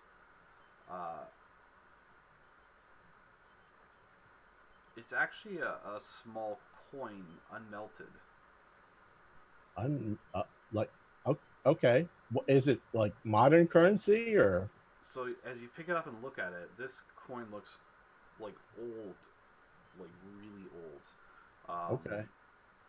You could swear it's like you can't quite make it out because the like everything on the coin is faded. You can barely make out the face of what looks like some sort of, Babylonian king or something like that. Wow. Okay. It's so faded out, it looks like it's missing an eye. Do I think if I take it to someone, they could figure it out? Possibly. All right, I'll put it in my pocket. But it is like I said, it is like so rubbed down and faded that you could just barely make out, the ringlet beard of some like Babylonian or pre-Grecan king. And the face is so worn down you can't make out any features except it's missing one eye. Wow. Okay. All right. So we'll go to Sam right now. So you're basically spending the day researching this book with JD about mages. Mm-hmm. I'm gonna save you guys' information for next time because there is a lot to get through, and I don't think I can. Well, also, then Ben will be here too, hopefully. So I don't want to get too much into what the mages are without Ben here to chime in on this. From what you can understand, though, is that there is a lot on essentially the organization and abilities of mages in here. But it talks about essentially the dangers of unaligned magic. Those who basically have no sort of ties to other or training or stuff are basically wild and dangerous and need to be essentially brought to heel under someone else's control. sure. Does anybody want to use their contacts? Kind of already did. No, I mean the other contact, your Vigil contacts you've made. Oh. Well, yeah. JD is like best buddies with all whoever's been contacting them from Net Zero. Network Zero. Mm-hmm. Net Zero is a cheap phone carrier in the United States. That's something completely different. Or is it? Basically, instead of just talking it, I think as they're walking back, they're going to basically type a lowdown of what they know and what has happened in the last like 24 hours about how they were contacted by vampires. They want them to kill a mage. What are mages?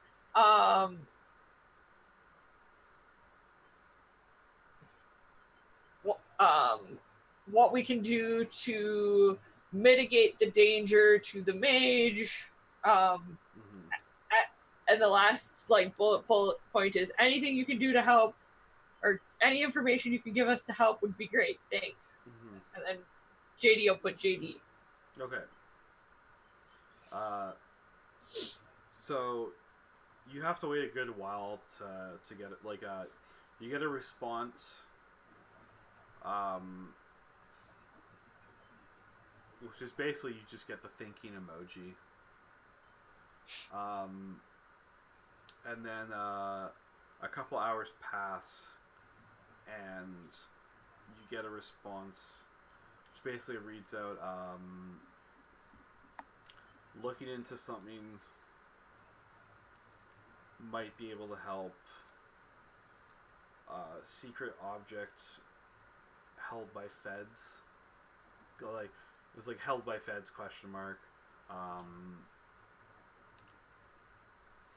Mages have sixth sense confirmed. Able to track that way ? Information lacking. The problem.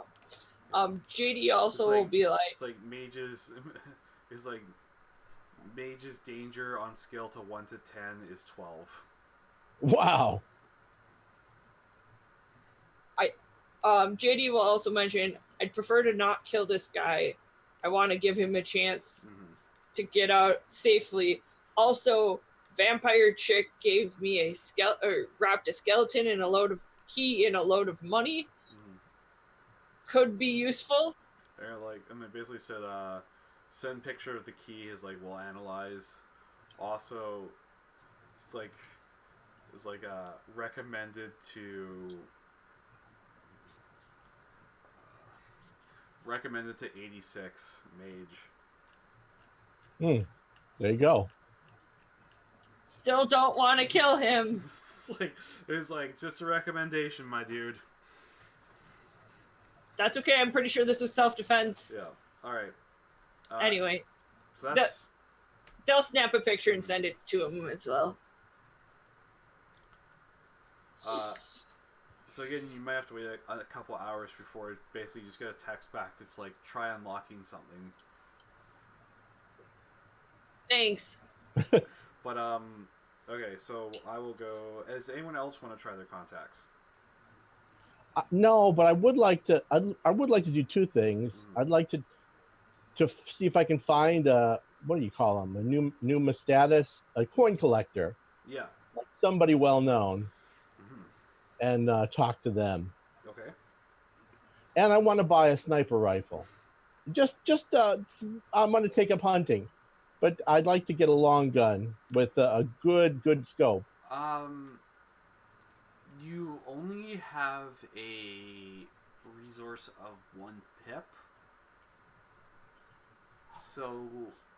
Well, I have as a merit resources, yeah. As a merit resource, you have 1 pip. That's your available funds.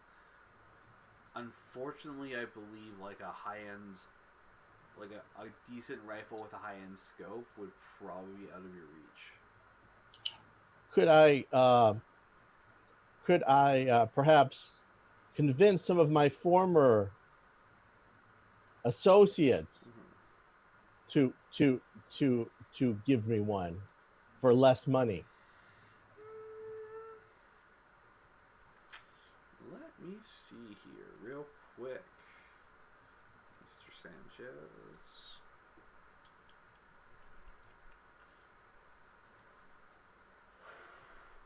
Oh. Because you do not have any points for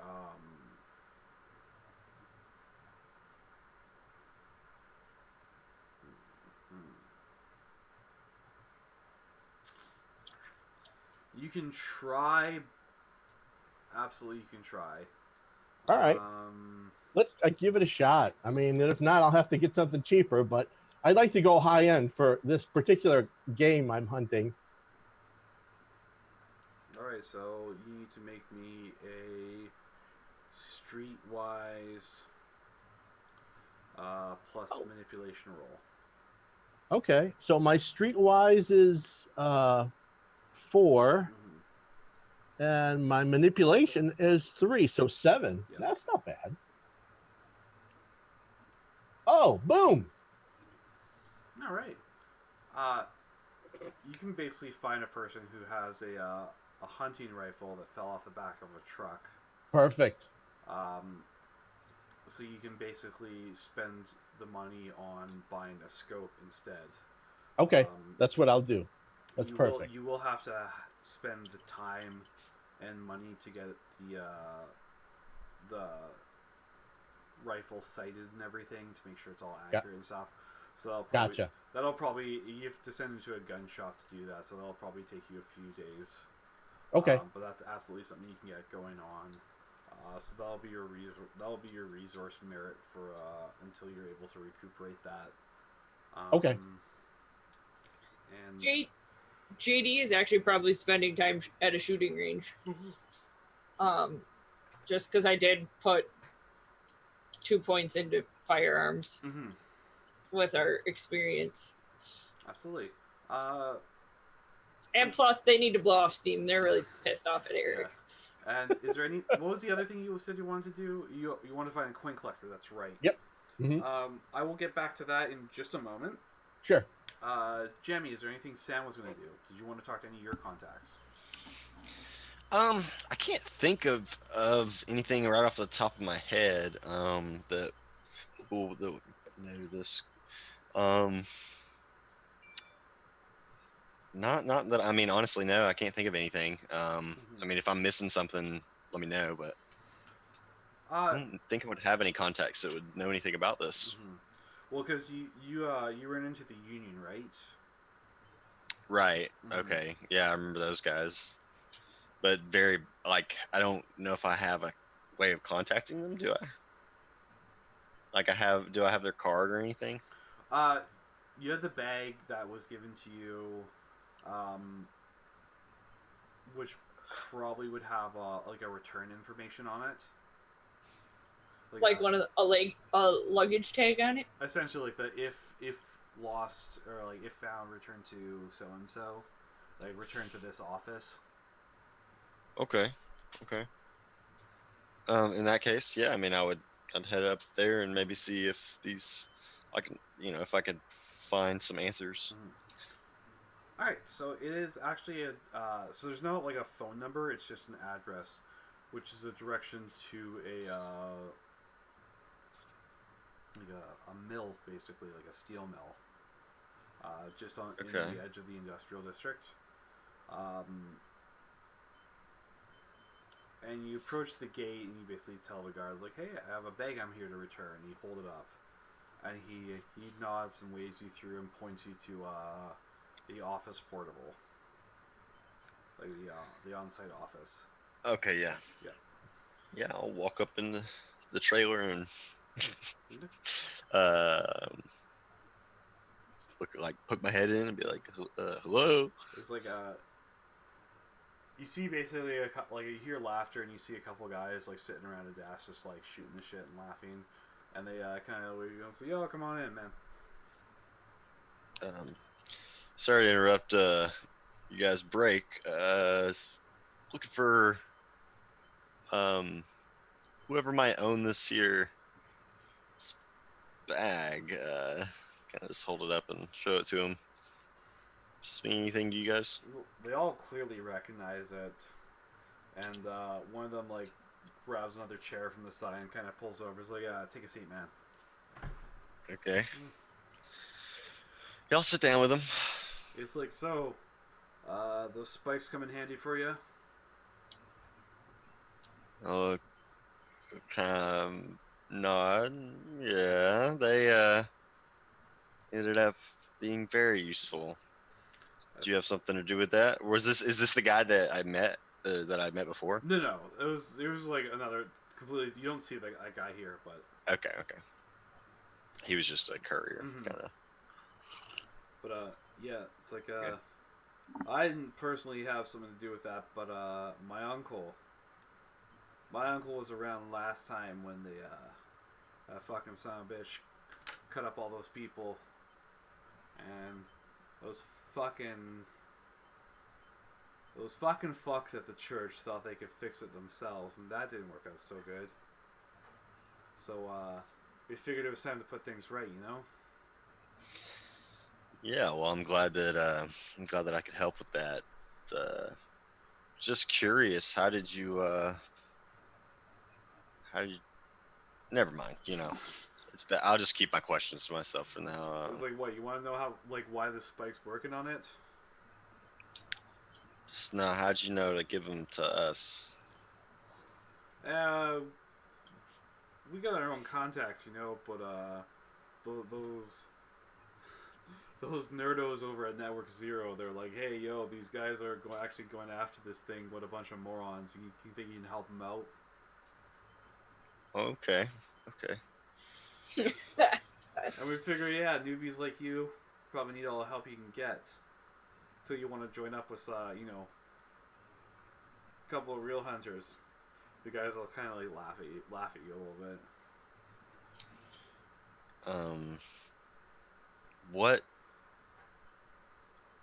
is this place? It's like, well, you're at General Contracting Steel Mills, but if you're wondering what this is, we're part of the union.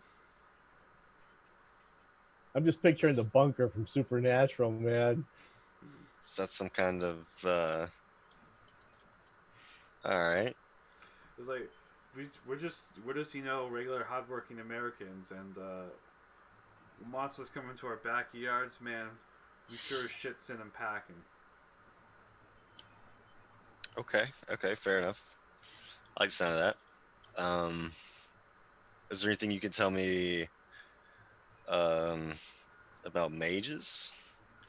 They all kind of like mages, fucking. You said monsters. I just thought maybe you'd have some knowledge. I mean, if not, I can ask somebody else. It's not a big deal. Kind of like. It's not really our bag, you know. Like we usually leave that to those church boys. Sure, love dealing with mages. They're more into that than us. We usually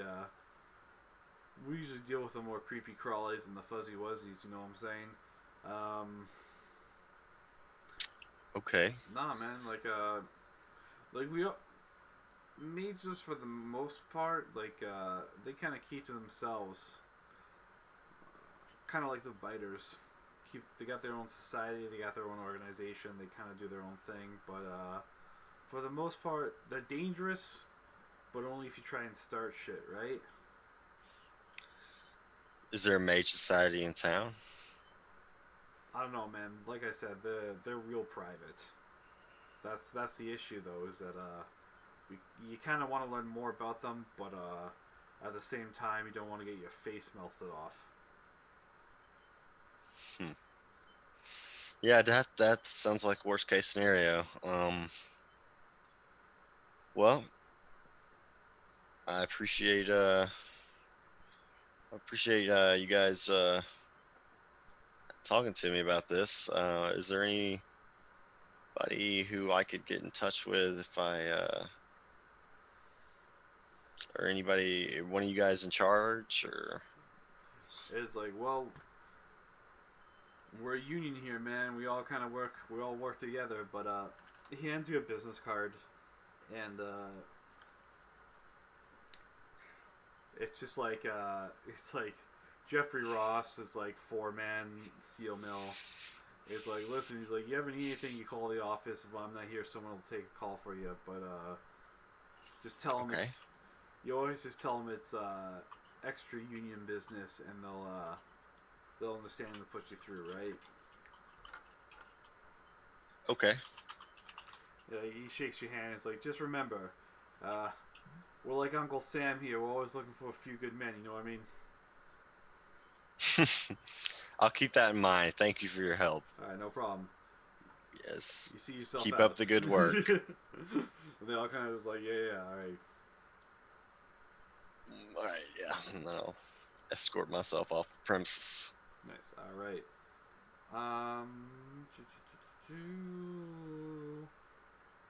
going back to Eric real quick here. Go back to your coin collector idea because I like that one. So, you basically you pull up Google listings and you look for like coin collectors and whatever, and you can't really. It takes you forever to find one. Okay. Because who the actual hell collects coins and has a Google listing in a storefront and stuff? Yeah, yeah.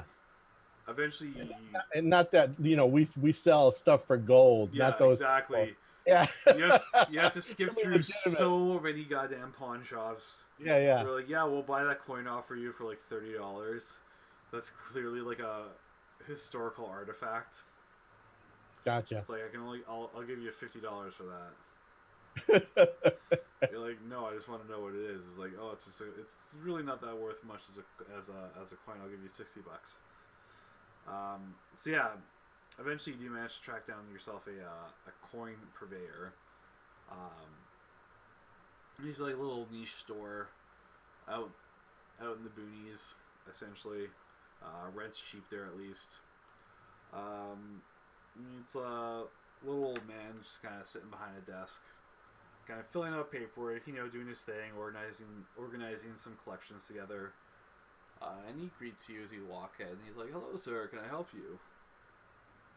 Yeah, I'm hoping you can help me. I'm a detective, and I'll flash my badge. And I'm working on, a murder case.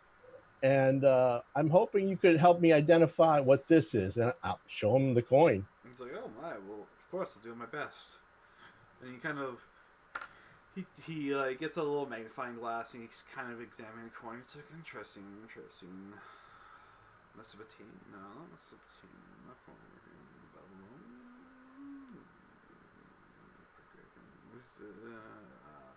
he's just like studying it. He's like, unfortunately, there's not enough information on the coin itself. It's in quite poor condition. I can tell you that it's old. I would What's your best guess? if I would have to guess, I'd have to say perhaps Babylonian, either pre or post. I don't recognize the figure on the coin. Wow. No, it is old, but when I say pre or post, that's quite a large margin. That's a few thousand years. How much is something like that worth? But this coin? Yeah. Because it looks brand new. Well, no, it doesn't look brand new. It's except for the fading. I mean, Yeah. it's not, It's- shining. it looks like it's in like decent enough condition for it being up to 4,000 years old. Yeah. He's like, that alone is worth several $1,000s. I mean, to the right collector. Honestly, though, it belongs in the museum. It's quite the artifact. Well, thanks, Mr. Jones. I appreciate it. He's like, the only thing is that it doesn't match. Actually, it's like, match. He's like, 1 second, and he kind of pulls out a large catalog book and kind of flips through it. He says, yes. I knew I kind of recognized this. And he points you to a catalog where it shows two of these coins sitting side by side. Mm-hmm. And he says these were at an auction as a pair years ago. 30, 40 years ago? Wow. Okay. 40, I believe, at least. Remember, I was still quite young at the time. Sold to a brother and sister, I believe. Oh. Antique collectors. Quite strange the two, but they paid a few million for it. Wow. Okay. Well, I mean, the Well, that's historical value on that is that's priceless, right? It's sure. quite the historical artifact. But that's all I really can recall from that. I hope I helped, Detective. Well, I really do. I appreciate your time. Thank you so much. I shake his hand. Shakes And the yours. minute I leave that goddamn place, I'm going to call the vampires up and go, hey, I got your coin. You want it back? So you contact the sister, Christy, and Oh, the pretty lady. yeah. You're damn right I do. Well, she's the one who answers the phone. She's like, "Oh, the coin is like, have you figured out what it's used for yet?" No idea, but I know you and your brother bought it for a lot of money, so I wanted to know if you wanted it back. She kind of laughs. It's like, hold on to it for a bit until you figured out what it's used for. It's a good little test, I think. All right. My pleasure. And hang up. All right. So, JD, Uh-huh. do you want to try that key? I don't know where to try it. But yeah, that was something I wanted to know. Yeah, it just said to try it on something that was locked, right? Can I go to the bar early? No. What's-her-face is probably at the bar. I was going to try to break into the safe.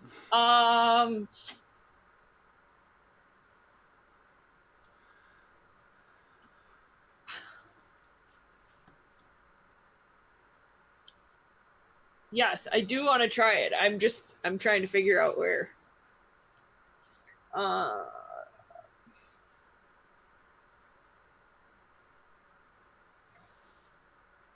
Trying to think what's around, what could be useful to use it on.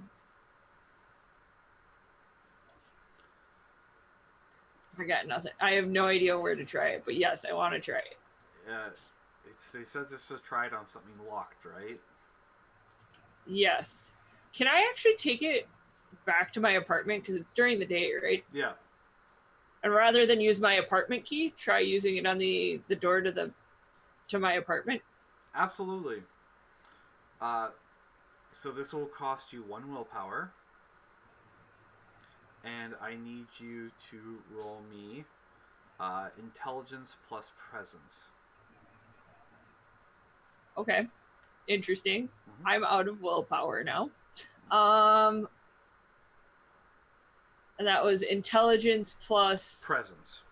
Presence. Okay, I'll roll my 3 dice. This could be bad. This could be very, very bad. Or Nice. at least I got a success. So despite the fact that it shouldn't even be able to fit into the lock itself, the skeleton key does. Despite the fact that it shouldn't be able to turn and unlock the tumblers, it does, and you easily unlock your front door with this skeleton key. Although you feel it takes a little bit out of you to do so. Huh. Interesting. Yeah. Okay. So there's that. Cool. Well, I'm out of willpower now, so that's totally not useful in my hands at the moment. Cool. They'll just kind of chill until they actually there's one other thing I want to do. I want to go find a boxing school. A boxing school? I want a ring, and I'm gonna duke it out with Eric so we can act like fucking adults. Alright. And I'm actually not a brawler either. I'd much rather stab you with a knife. So at least I want to not actually kill you. Alright, so you wanna find a boxing gym and then Yes. throw the gauntlet down towards Eric. Okay. Yes. We can make that happen. Alright. And they'll once they find it, they'll text him and they'll go, "Hey, I know we've kind of had it out for each other here. I feel like we should just settle this like men, or like adult people, and let's punch the crap out of each other at the boxing gym and then send them the address. All right. Okay. So, I actually think that I'm going to end the session here. I think it's a good time to finish it up. Yeah, I don't really want to I think you guys have all done really good on the investigation so far, and I don't really want to push it any much more without Addie here to get Ben too far behind. I know that Jammy has to go to work. Yeah, I think a lot of answers are going to be in that book, and I think a Ben's lot gonna of help answers us. will be in that book, and I don't want to go too far without it. And you all have done really well.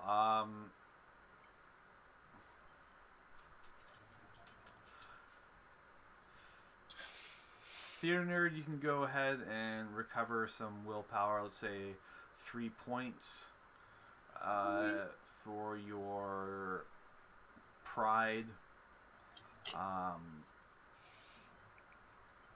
Everyone else can recover at least 1 willpower if you've spent it so far. Sure. I'm going to give you guys... Everyone who showed up today gets 4 experience points to add to your character sheets. Eric, make sure that you have under your items on your character sheet. Let me just look up what it's called here real quick. Wad of Cash, I believe is the name. Yeah. First of all, wad of cash, $3,000. Nice. $3,000 $3,000 dues. I feel like Are these Australian dollars? You have a coin called the One-Eyed King. Oh, nice. Yeah. And yep, you have the Skeleton Key, Theater Nerd. Jammy. Yep. Jamie's got his dashing good looks. Yes. You got a study session with your buddy Sam. I also have a very nice sniping rifle. Yes, you did pick up a rifle, and I'll get you the stats on that when we go through the armory. Sure. I'll go through the armory on that one. So we're going to start adding to stuff on afterwards. If you guys want to pick up an additional experience points, you can tell me what you sort of piece together on your own, what you've learned, how your character's grown, etc., etc. If you want to make it quick or you want to make it verbose, whatever, you can hit that up with me on the Discord. And if I like what you say, I'll give you throw you an extra experience points. This is 100% optional. It's just a way to sort of get some extra experience in there per session. Alright, so we are going to wrap it up here. Everyone's figured out what we're doing. This has been episode 5 of Hunter Miami Bites. The next investigation, and I'll come up with a clever title for this arc because I couldn't figure out one. But I will come up with a super clever name for this arc. Goodness gracious, great balls of fire. No, that's terrible. That's not clever enough. Oh, come on, that's perfect. You know it. You just are ashamed you didn't think of it yourself. Anyway. A little bit. I'll come up with an appropriate vampire and or mage title for this arc. Nice. Anyways, thanks to everyone. I will go around for a round table. We'll introduce ourselves again and where we can find you and what you are up to next. And going in reverse order, we'll start off with Jams. You can find me here every other Monday playing in this game. Other than that, I'm on Discord. But I had a lot of fun, and I'll see you guys then. All right. Thank you very much, Mr. Jimpire. You can find me here. I'm also here occasionally playing The Forest, which is the survival horror cannibal thing. I'm on YouTube, where I talk about creepy stuff in general, and I'm on Facebook and Twitter. So there I am. Come say hi. Yeah. Perfect. Hey, kitty. Then we have Theater Nerd. Hi, hoi. Tonight over on SS Adventure, I'm doing a Call of Cthulhu one shot. Since last time we played, that my other Call of Cthulhu game wrapped up. That'll probably be my only other thing on Mondays during this week for the foreseeable future. Next Sunday, I do D&D 5e where I play an Azamar Barbarian over on SS Adventure. I run my own D&D 5e campaign set in Ravnica. That's not like your typical Ravnica game. But that is on the opposite Mondays at 7 p.m. Eastern time. Sorry, I had to think about it. And I think that's it Perfect. for me. All right, so I am Slowpool. I've been your storyteller and director for this session. Unfortunately, we're missing Val, so I can't have her do her spiel. You can find me here every other Monday doing this game, Hunter Miami Bites. You can find me on the opposing... Thanks, Kat. Opposing Sundays doing Dragonstone. And I play a couple other games, and then once in the blue moon, I'm on this Twitch channel playing video games itself, surprisingly enough. Anyways, that is us. That is today's session. Thank you so much, everyone, for joining us. Thank you so much, everyone, for watching. I would do a raid, but I don't know how to do that, so I'm not going to bother with that. I don't know how to do this, man. I don't know how to work this stuff. I'm just... Amateur. I just rolled dice. Anyways, thanks for coming up, everyone. Everyone give a wave. Bye.